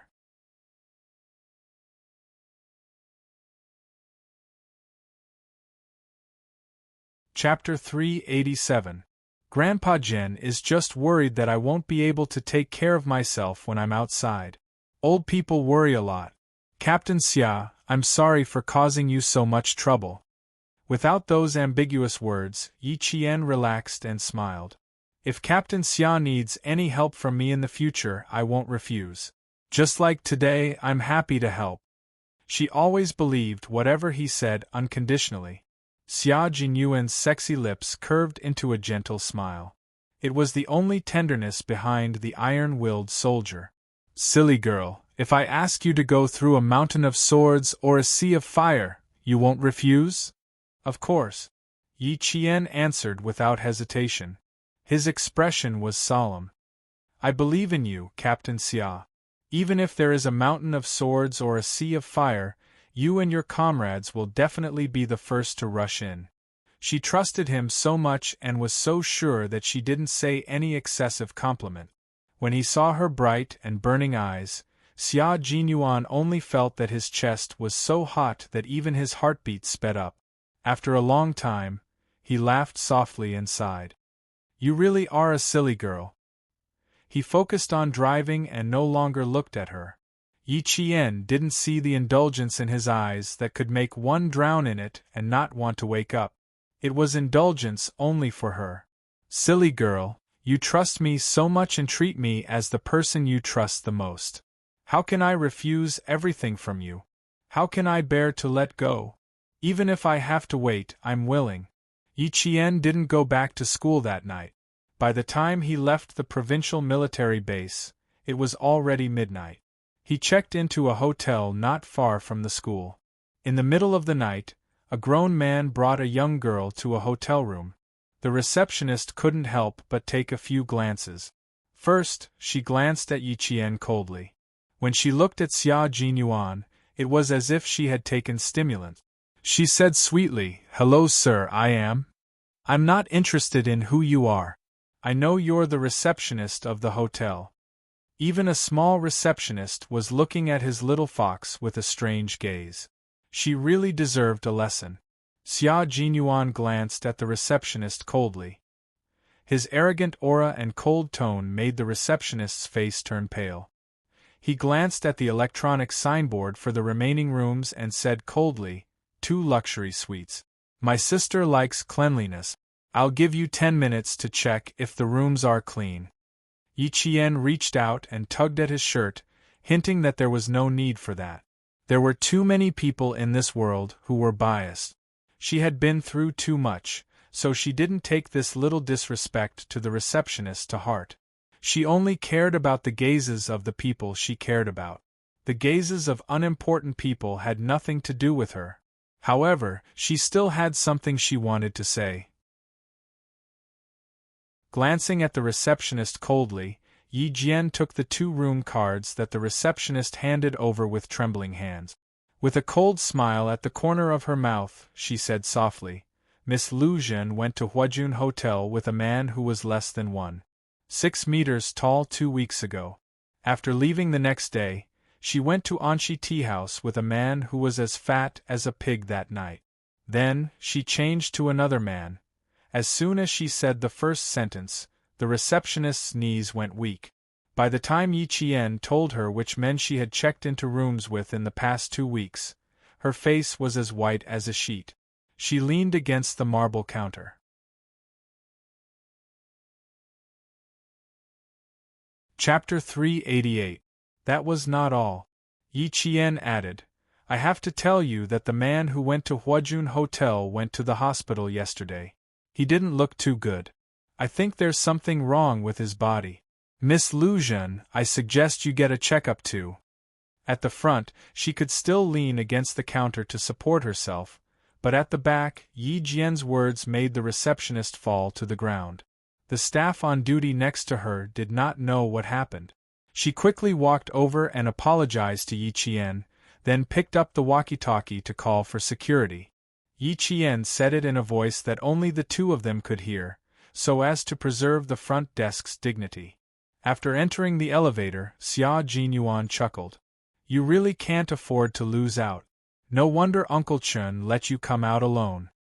Even if you want to lose out, you have to see what kind of loss it is. I was just telling the front desk the truth. Don't think so much about it. Does she think everyone is the same as her? Yi Qian winked playfully and smiled. Besides, I was just reminding her out of kindness. The little fox reminded him out of goodwill, but the little fox's words shocked everyone. After pressing the floor button, Xia Jinyuan sighed. I can use what I saw in the heavenly eye to teach someone a lesson. Little fox, it seems like I can't leave any evidence behind in the future. Where did the front desk go? Who did she go with? She just arrived in the provincial capital this morning. The only explanation was that she took a look at the heavenly eye and memorized it. Her memory was extraordinary, and her brain storage capacity was also large enough. Would the military allow her to become a nobody? Obviously, it was impossible. The military would know her whereabouts and movements at all times. Just like in the desert, after confirming her identity, the Tower Command Center did not make any further move. As for Yi Jian, her intuition told her that it was best not to continue talking about this topic, that she couldn't tell whether it was true or false. She lowered her head and pretended to yawn. I'm so sleepy. I want to sleep early. The elevator door opened with a ding. As soon as she finished speaking, she walked out nimbly. You're that sleepy? Would you like a cup of coffee to refresh yourself? Or we can have a heart-to-heart talk in the room. Xia Jinyuan, who walked out of the elevator gracefully, smiled. His low voice seemed to have magic in the silent night as it drifted lazily and seductively behind her. I'm in the room next to yours. If you want to chat, feel free to do so. Yi Qian quickened his footsteps and rushed to his room. He swiped his card and entered before slamming the door shut behind him. The dangerous man with a bad smell was back. She patted her chest lightly and then slapped her forehead in annoyance. How rude. She didn't even say good night. She composed herself and opened the door again. Xia. When he opened the door, he saw a black shadow standing at the door. He was so shocked that he let out an His subconscious reaction was naturally to punch the black shadow's chin. You opened the door just to beat me up? The black figure, which was Major Xia Jinyuan, reacted even faster. He stepped sideways and avoided Yi Qian's fist. He looked at her with a smile. I just came over to say good night, and I almost got beaten up. In the middle of the night, facing a dangerous yet elegant man, Yi Qian stopped at the door and said awkwardly, "Sorry? Captain Xia, I didn't mean to hit you. Also, good night. See you tomorrow."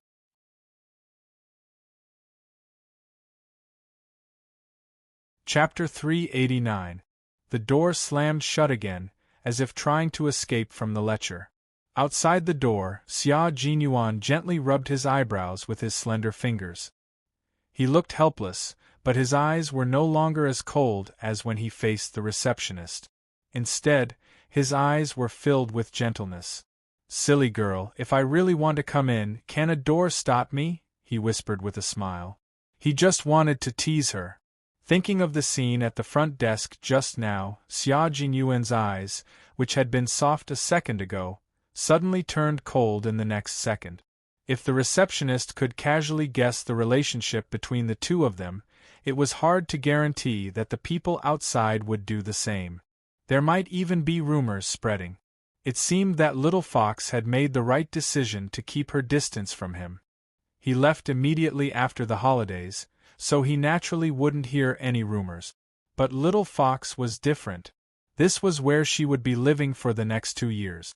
He would appear from time to time and interact with her in an ambiguous manner. After he left, all the rumors would be shouldered by Little Fox alone. He only wanted to spend more time with Little Fox, but he didn't consider that his decision would bring trouble to Little Fox in her life. The sound of running water in the shower stopped after a while. The door opened and a pair of strong and slender legs stepped out. As a white shadow flitted past, a white towel wrapped around Xia Jinyuan's strong and narrow waist. His phone on the bedside table had already rung several times. His hair was wet and his body was covered in fine water droplets. He picked up a towel to dry his hair, took off his shoes, and walked over. The military man who came out of the shower was indeed sexy. The lines of his muscles were perfect, as if they were God's masterpiece. Every part of him was perfect and extremely seductive. When he sat down, his waist muscles stretched out sexy curves, showing off the strength that a man should have. "It's so late and you're still awake?" He spoke in a low and deep voice, with a hint of moisture in his voice. He was as lazy as a noble walking in the countryside, seducing innocent and beautiful village girls. "You're not sleeping, but I'm going to sleep." "Would you be able to sleep if there was a grown woman beside you?" The woman's voice came. She was Xia Jinyuan's cousin, and also the secretary of the governor of a province. She was a strong woman. Xia Jinyuan sneered and replied lazily, "Xia Yiwei, you took the time to go to the transportation bureau, and then rushed back. You sure are busy." How could he not notice that someone was brazenly sizing up his Little Fox behind him? "No matter how busy I am, I can't stop myself from wanting to see what the underage girl that young Master Xia is thinking about looks like." Xia Yiwei's legs were casually propped up on the study table in her house. Between her fingers was a long and thin lady's cigarette. The red dots were just halfway through smoking. Xia Jinyuan understood what she was implying. He smirked and said, "I'm just protecting an underage girl now. I'm not so horny as to establish a bad relationship with an underage girl." "Oh, so you know. I'll hang up then. Goodbye." He hung up the phone quickly. Xia Yiwei was relieved to know that he understood. Xia Jinyuan always had a sense of propriety. If he said he didn't, then he really didn't. What she didn't know was that even if Xia Jinyuan really did have such thoughts, he still had to ask Yi Qian for permission. At 6 o'clock the next day, Yi Qian arrived at school. Sitting in the car, Xia Jinyuan's right hand on the handbrake had secretly tightened countless times. He had said that he would come back to collect interest, but in the end, after thinking about it for a long time last night, he still held back because he was worried about her life in school.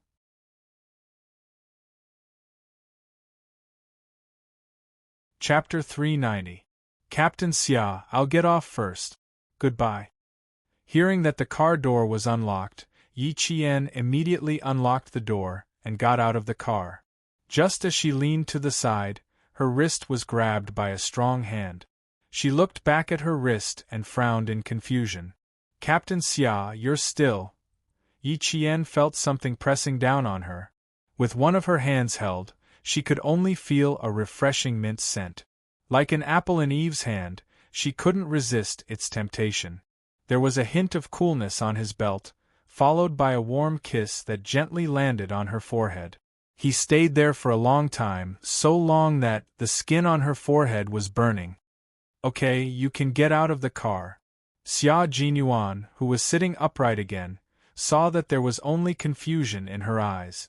She didn't reject him. Feeling warm in his heart, he chuckled. This is my interest. I'm back to collect interest, little fox. He came all the way to the desert and chased her all the way here, but he still missed her. He had to collect interest. Yi Qian was almost running away. She grabbed her luggage and walked faster and faster. Only when she reached the school gate did she slowly stop. She turned to look at the car that hadn't left yet and the man who had gotten out of the car. Yi Qian's forehead burned even hotter. She pursed her lips stubbornly. She wanted to say something, but in the end, she didn't say anything and turned to enter the school. Xia Jinyuan, who was standing beside the car, had a faint smile on his face. His deep eyes watched his little fox enter the campus until she slowly disappeared from his sight. He blinked his unfathomable eyes and drove away in a good mood. The original interest was her first kiss. Today, he took a step back and left her with an emotionless kiss. The effect was unexpectedly good. It was a good thing that she didn't resist. It was normal for her to be confused. His little fox had never had any experience in relationship. When it came to a wolf like him, tsk. He had no choice but to rely on his feelings. At 6:00 in the morning, there were only students who were used to morning exercises. Yi Qian was afraid that his roommates would not be awake yet, so he went to the teacher's office to wait for Teacher Tong to come over. Then they would go to the classroom together. In less than half an hour, Teacher Tong and Teacher Zhu walked over while discussing something in low voices. Yi Qian waited for the two teachers to come closer before he greeted them politely. You came so early? Did you sleep well last night? Teacher Tong, who knew what Yi Qian had been up to yesterday, quickly took out her keys and opened the office door. Behind him, Teacher Zhu said sternly, There will be a test this morning. Yi Qian, you have to show your skills. I will announce the results in the afternoon. This was the usual practice of the Provincial No. 1 Middle School. They would start the exam on the first day of school to remind all the students that the summer vacation was over and the new semester had begun. It was time to settle down. Hearing this, Teacher Tong turned around with a smile and said, Teacher Zhu, don't scare the students with your serious face.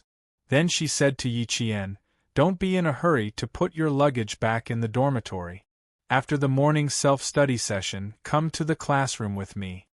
Teacher Zhu glanced at Yi Qian, whose expression did not change. It was rare for him to smile in front of the students.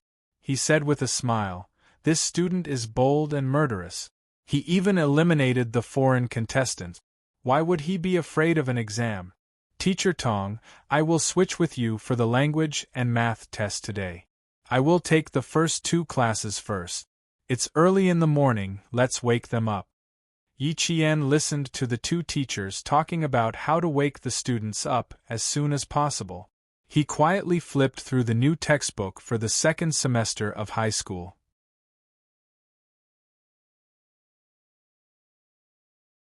Chapter 391. At 7:00, the students who were not in the school dormitory began to enter the school. Like other classes, Year 2 Class 1 of the provincial first high school started to get to know each other in the new semester. Hello, I'm Yiying. Nice to meet you.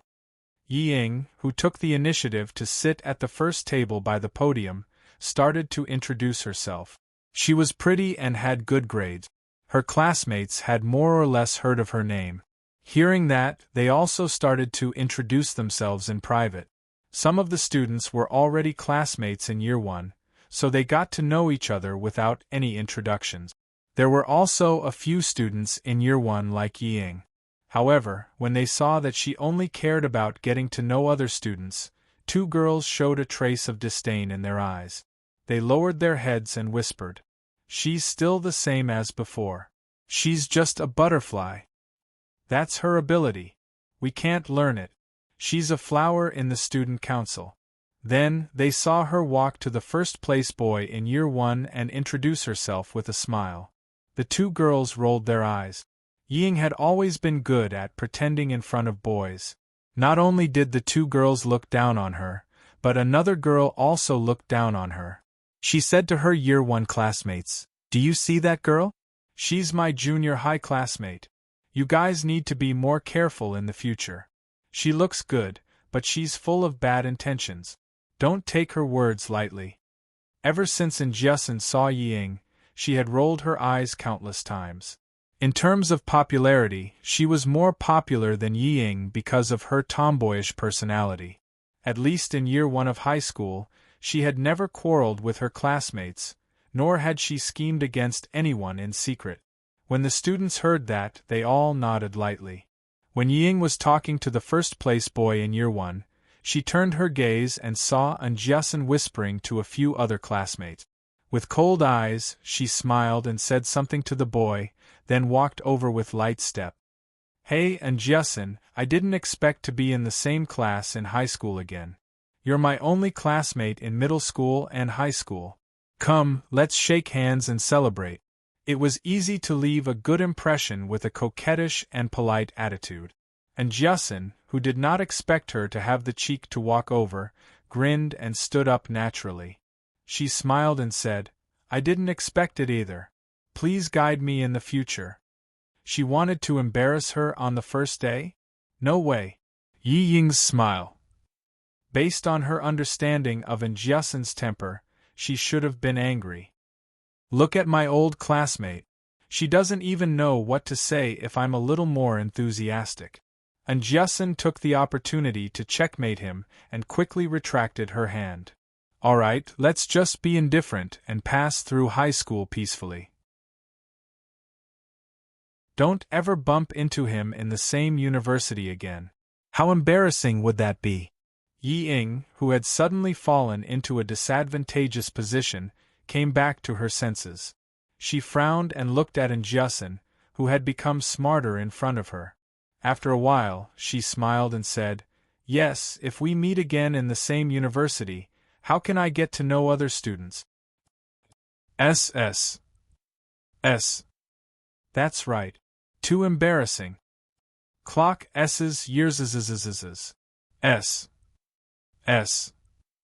Looking for trouble on the first day of school. At this moment, Ying knew that she couldn't embarrass Unyielding, so she smiled and turned around. She lowered her eyes to hide the coldness in her eyes. "Wait and see. I won't let Unyielding off easily."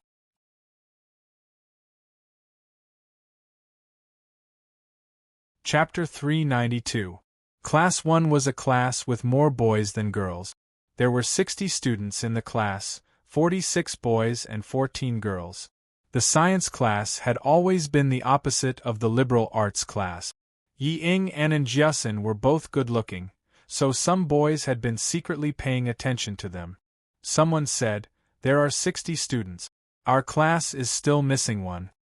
The time for the morning self-study session was approaching. The empty desks in the class were filled one by one. Soon, only the desks near the door were empty. The rest of the students had already arrived. Yeah, there are only 59 students now. Who else is not here? There are still 4 minutes to the morning self-study session. How bold of them to come on time on the first day of school. Until the morning self-study session bell rang, the empty desks near the door were still empty. A student muttered softly, "Are they sick? The teacher will be angry if they're late on the first day." Ying glanced at them and sneered. Class 1 was very competitive and had the most top students. If someone became the focus of the teacher's attention on the first day, it was equivalent to having someone at the bottom. Soon, footsteps were heard. The student sitting at the back near the door was bold. He quickly looked over and saw Teacher Tong walking over with a girl with a smile. She's here. It's a girl. Damn, I can only see a pair of calves. Her skin is dazzling white. She must be a beauty. Really? Quick, sit down. Shut up. Teacher Tong is our big sister. Don't bully her. Soon, there was no other sound in the classroom except for the sound of books being flipped. This showed how strong the self-control of the students in the class was. Teacher Tong did not let Yi Qian go in immediately. Instead, she went into the classroom first. Seeing that all the students were looking down at their textbooks and no one was whispering to each other, she walked to the podium and joked, "All of you can hold it in. If you don't whisper, I think it's not normal." As soon as she spoke, all the students in the class took a deep breath. The bolder ones laughed and said, "Isn't it time for class? We're all good students who abide by the rules. We definitely won't whisper. Right? I saw you sticking your head out of the classroom to see if I was here." The one who spoke was the boy leaning against the door of the classroom. Teacher Tong did not criticize him. She smiled kindly and said, "It's the first day of class, so we're not familiar with each other. Let's introduce ourselves during the morning self-study." Seeing that the class was bustling with noise and excitement, Teacher Tong raised her hands to silence the whole class. "First, let's welcome a new student who has just joined our class. You must have heard of this student's name, but you have never seen her in person. Come, let's give a round of applause to welcome our new classmate." It turned out that he was not late but a transfer student. Amidst the applause, Yi Qian stood at the door of the classroom with his textbook. He first bowed politely to Teacher Tong, then to all the students in the class. "Yi Qian, why are you here?" Amidst the applause, someone suddenly stood up from her seat and shouted in a sharp and shrill voice, "Why are you here?" It was Yiying. She was the only student in the class who stood up. Her pretty features were contorted into a ferocious expression at this moment. She even raised her hand and pointed a finger at Yi Jian. She was shocked and angry at the same time, and her face was filled with disbelief. Her voice was very loud and stood out amidst the applause. The girls at the same table frowned and tugged at her skirt. "What are you doing, Yiying? We're all looking at you."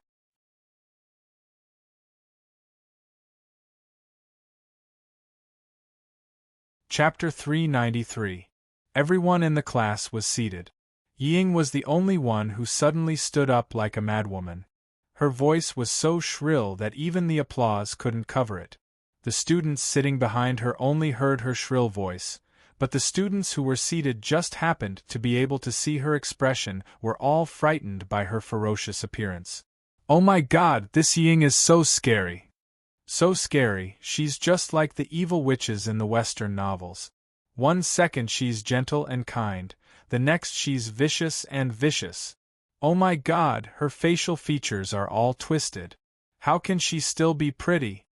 The boys were concerned about beauty, while the girls were concerned about good and evil. The applause in the front slowly stopped when they saw Yiying's ferocious appearance. The applause at the back also gradually died down when Yiying suddenly stood up and didn't sit down for a long time. "What's wrong? What did Yiying do? What did she scream just now? I didn't hear it clearly." "Me neither. I just suddenly stood up and pointed my finger at the new student. I don't know what happened." "Stop talking, Teacher Tong doesn't look too good." The originally enthusiastic atmosphere in the class was disturbed by Yiying's crazy outburst. The students who didn't know what happened looked at each other, and then looked at Teacher Tong's serious expression. They all fell silent. The classroom suddenly became extraordinarily quiet. Yiying, who had a fierce look in her eyes, trembled violently under the secret tugging of her deskmate, and slowly came to her senses. The moment she woke up, Yiying felt that her vision was blacking out. She saw that all the students were looking at her strangely. It was a look of rejection, and even disgust. What did she just do? What did she just say? Ying, who couldn't help but tremble, tried to relax her body and squeeze out a smile to explain her gaffe just now. But the more she wanted to relax, the more she couldn't. The more she wanted to smile, the more her face twisted. It was strange, like a withered vine, brandishing its claws on the broken wall. It was especially ferocious. Just when the atmosphere was a little stiff, the sound of desks and chairs moving came from the back of the classroom. "Oh my God! You. Unyielding, whose brain was long enough, recovered from her stupor. In an instant, she jumped up as if there was a spring in her shoe. She said in surprise, "My classmate Jian you. You hid it from me for so long." This time, Unyielding became the second student to stand up. The difference was that her happy face was a sharp contrast to Yi Ying's ferocious look. She didn't stop there. Instead, she said incoherently to Teacher Tong, Teacher Tong, I know you. We were in the same class in junior high school. Idol of the class. Classmate, if you continue to introduce yourself, you won't be introducing yourself like a junior high school classmate." Teacher Tong did not scold her. Instead, she gestured for her to sit down first. "There's no hurry. Every student has a chance to introduce themselves."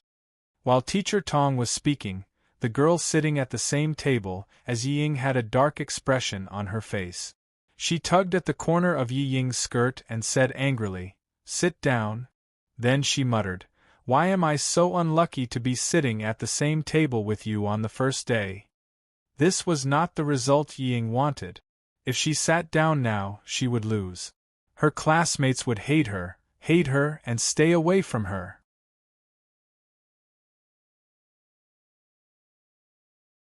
Chapter 394. She did not sit down. Instead, she placed her hands on the edge of the desk and squeezed out a stiff smile. "I'm sorry, I was surprised because Yi Qian is my older sister. She ran away from home for a year and did not contact her family. That's why I was so surprised when I saw her." His hands, which were propped up against the desk, exerted all their strength until the back of his hands turned pale. Even his veins were exposed one by one. Yi Qian raised his eyebrows. He did not say anything, but his attitude explained everything. Yi Ying was still the same. However, her ability to speak with hidden meanings had improved. She said that she ran away from home and did not contact her family. Wasn't that saying that she was a problem girl? How could a problem girl who ran away from home for a year be a good student? Of course not. Listen, how treacherous.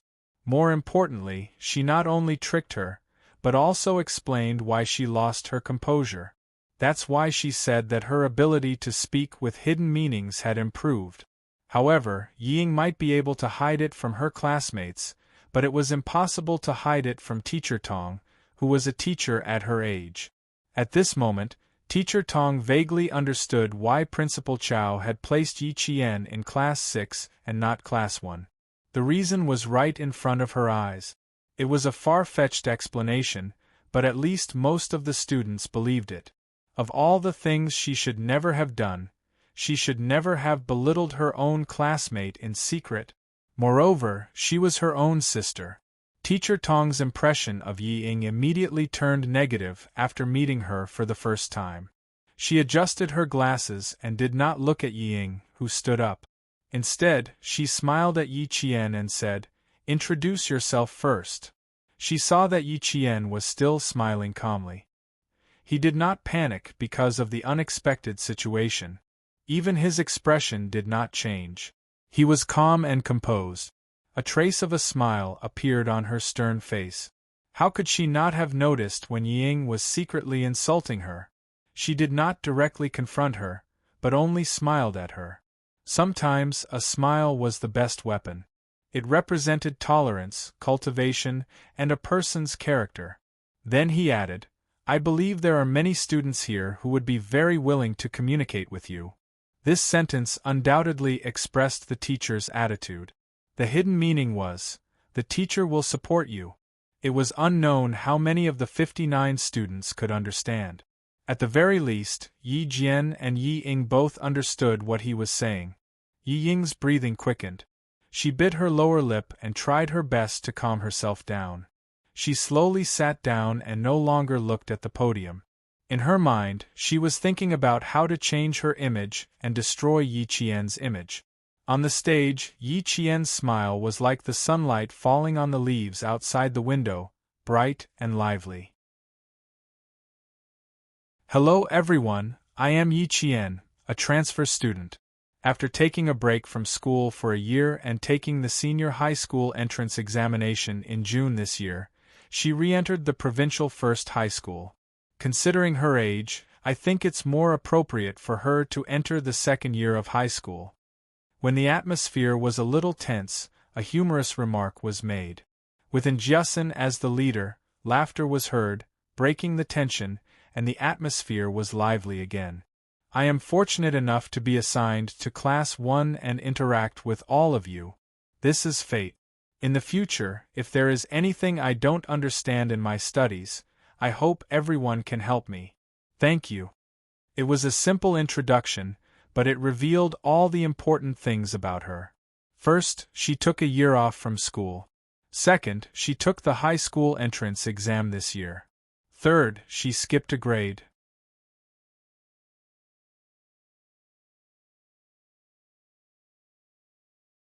Chapter 395.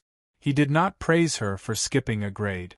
Instead, he used an indifferent tone and said that it was just a matter of age to downplay her ability. Yi Qian could be described with two idioms: deep as a lake and high as a mountain, open-minded as a valley. Before Yi Qian could walk down from the podium, Jiasin, who could not restrain her joy, stood up with a proud expression amidst the applause.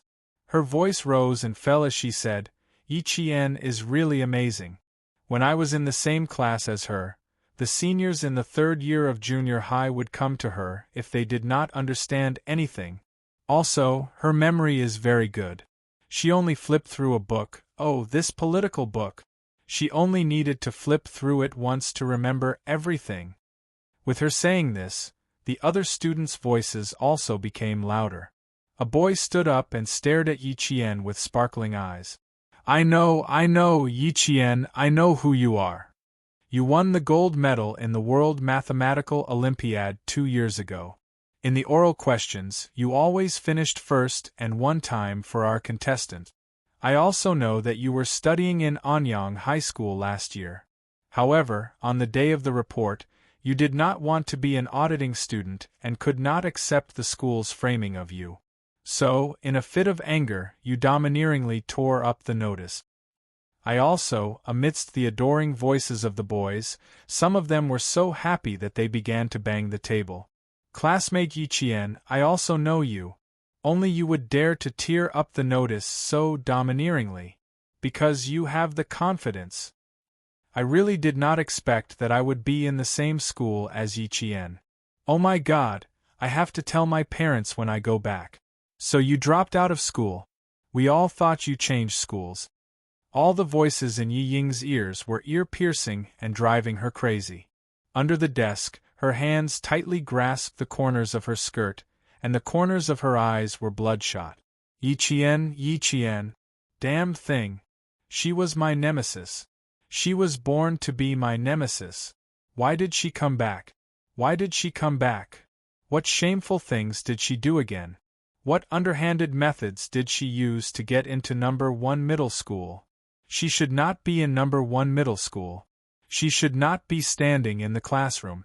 What right did she have to be praised by her classmates and teachers? Why?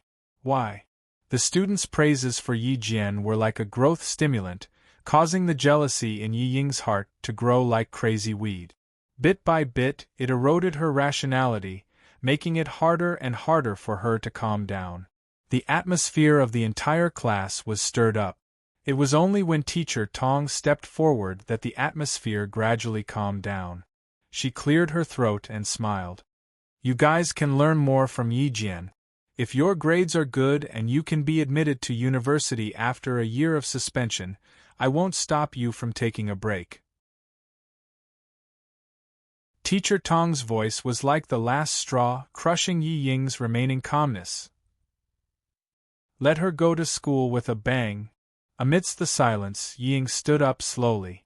She glared at Yi Qian, who was standing on the podium and receiving all the students' praises. The classroom became even quieter after she stood up. It was so quiet that you could hear a pin drop. The students' gazes were all on her. No one understood why she stood up again.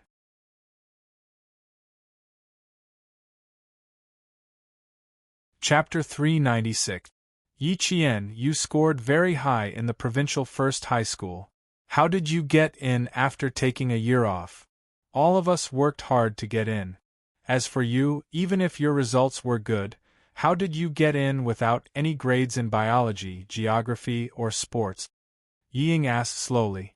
Her voice was delicate, and she even had a smile on her face. I'm sorry, I don't mean anything by it. I just want to ask you how you managed to get into the provincial first high school under such difficult circumstances, and even managed to skip a grade and get into the most difficult class 1. I'm not targeting you. I just want to be fair and just. Yi Ying wasn't the only one who thought this. She was very smart. She asked the other students who didn't agree and didn't believe that Yi Qian was really that capable.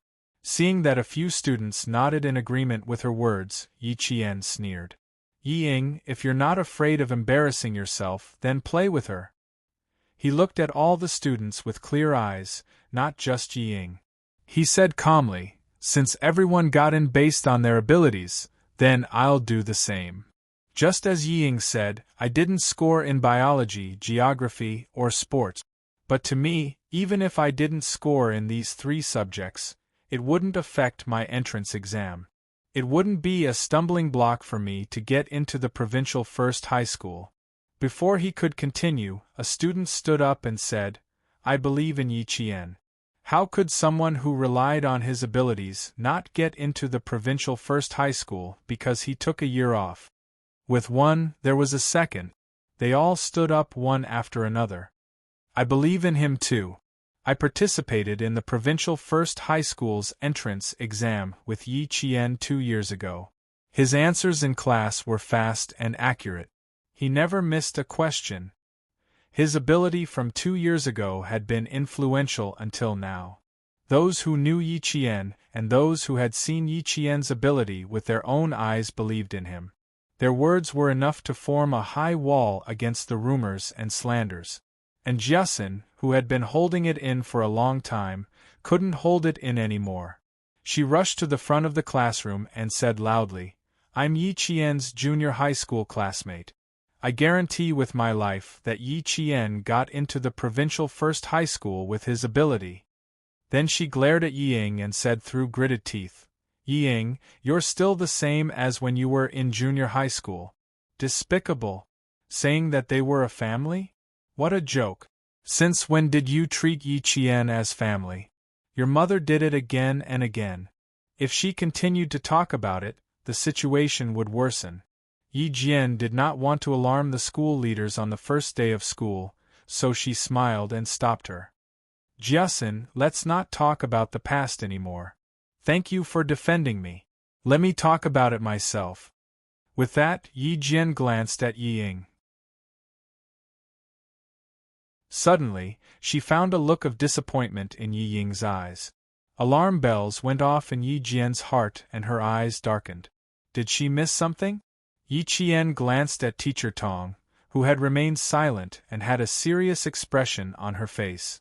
Yi Qian came to a realization. She knew what she had missed. Yi Ying wanted to expand her influence to the point where even the school's leaders would be alarmed.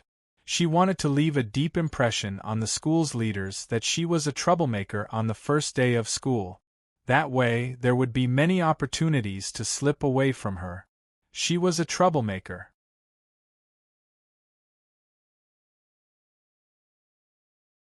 Chapter 397. No, she even included Jiasin in her calculations. As one of the instigators of the conflict, Jiasin, a student whose grades were not as good as Yi Ying's, would also be implicated in this matter and leave the school leaders with a bad impression of her as someone who wanted to stir up trouble. Sure enough, she had improved. This was a trick that killed two birds with one stone. Yi Jian, who had seen through her trick, faced all her classmates again. She was not afraid in the face of danger. She maintained a faint smile and said word by word seriously, "I am qualified to stand here and skip grades because I am qualified to pass the exam with my own strength, and my grades are enough to prove that I entered the provincial first high school fair and square, just like all the other students. Maybe you don't believe it, but that's the truth. I didn't get any extra marks, but I still got into the provincial first high school. This is my ability." Her voice was very calm, but it had a majestic aura. Every word seemed to weigh 1,000 pounds, making the hearts of the students tremble slightly. The confident Yi Qian was like an unclimbable mountain, standing tall and lofty. Ying almost laughed out loud when she heard this.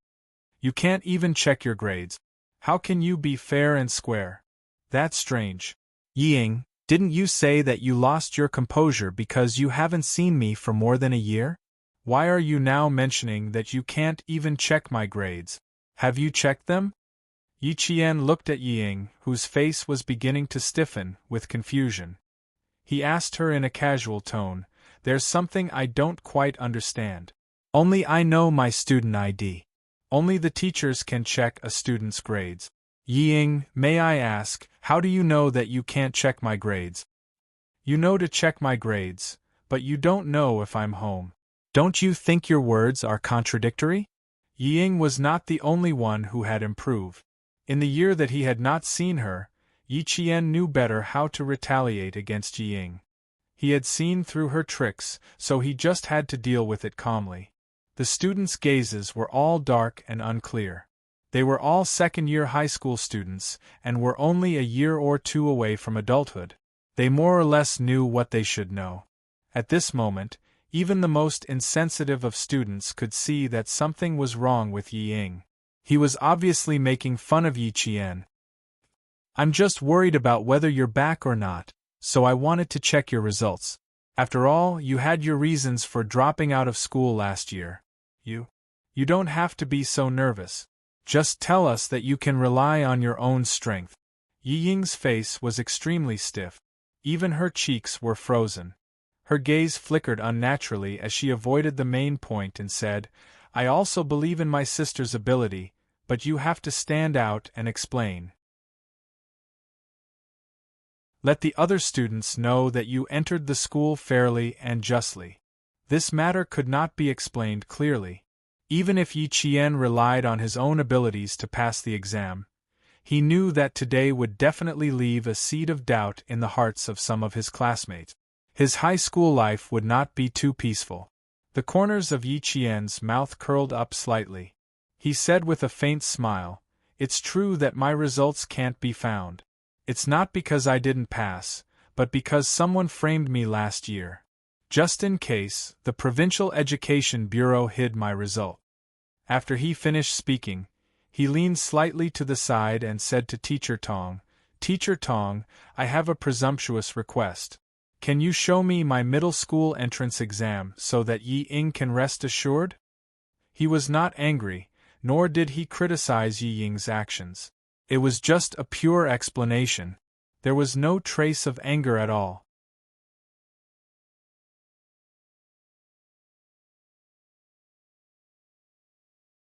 Chapter 398. This was using gentleness to overcome strength. Using gentleness to resist the other party's aggressiveness. Who was cute, who was hateful, who was easier to get along with. As long as the students weren't blind, they could tell. Teacher Tong liked Yi Qian more and more. She was gentle but firm. She was neither anxious nor impatient, and she had the demeanor of a noble. When she heard what Teacher Tong said, she smiled and said, "I have already prepared for this. The general consensus for this year's middle school exams is that they are very difficult. We have seen them too. It can be said that this is the most difficult exam in the last 5 years." Teacher Tong opened the drawer of the podium and took out a craft paper folder. Inside it was Yi Qian's exam paper. Student Yi Qian did such a difficult exam and achieved 4th place in the province without 3 additional points.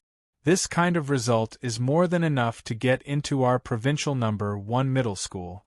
After Tong Laoxian finished speaking, everyone in the class sucked in a breath of cold air. 4th place in the province without 3 additional points. Was this a perfect score for every exam? The classroom was silent. Not a single student whispered or looked at Yi Qian with suspicion. It was unbelievable. It was completely unimaginable. She actually managed to get 4th place in the province in the middle school exams. Fair and just. Yi Qian used her ability to tell the class that she used her results to get into the provincial number 1 middle school. Who would dare to question her? Who would dare to doubt her? Other than the 3 points deducted for the essay, student Yi Qian got full marks for every exam. If she had those 3 results, she would definitely be the provincial number 1 middle school student. As Teacher Tong spoke, she walked down from the podium and placed the test paper on Yi Ying's desk. She sighed and said, "You children, if even the test is not fair and impartial, then the entire education system will fall into a state of eternal damnation." After 10 years of hard work, student Yi Qian has already experienced unfair treatment once. However, she is not discouraged. She used her ability to win another chance to go to school. Come Ying, your results are not bad. Let's take a look at the math questions first. Then, close the exam paper and go to the blackboard to solve the geometry question again. When Ying received the test paper, her face was as colorful as a dye house, intertwining with each other. Gradually, tears welled up in her eyes. She looked at Teacher Tong and sobbed, "Teacher, I'm sorry. I didn't do it on purpose. I just want to know why." "Ying, if you want to know why, I have no objections. However, your actions have once again hurt a student who has already been treated unfairly. So, your apology is not to the teacher, but to Yi Qian." In Teacher Tong's eyes, Yi Ying's tears were not worth forgiving or sympathizing with if the tears were just to hide her own darkness. He placed the other physics paper in front of a boy in the first year of high school. The chemistry paper was placed in the hands of a boy who also had good grade. Then, he placed the language paper in front of a girl. "Come and take a look. Fairness and justice are in the papers in your hands." As for why student Yi Qian skipped a grade to become a 2nd year of high school, I didn't want to add more pressure on you. But now, I can tell you that Yi Qian took this year's college entrance exam and passed it in the same amount of time. Her results will not be a problem at all. How many of you can be like her, passing a 2nd-year exam after only 1 year of high school? Most importantly, Yi Qian even took a year off from school.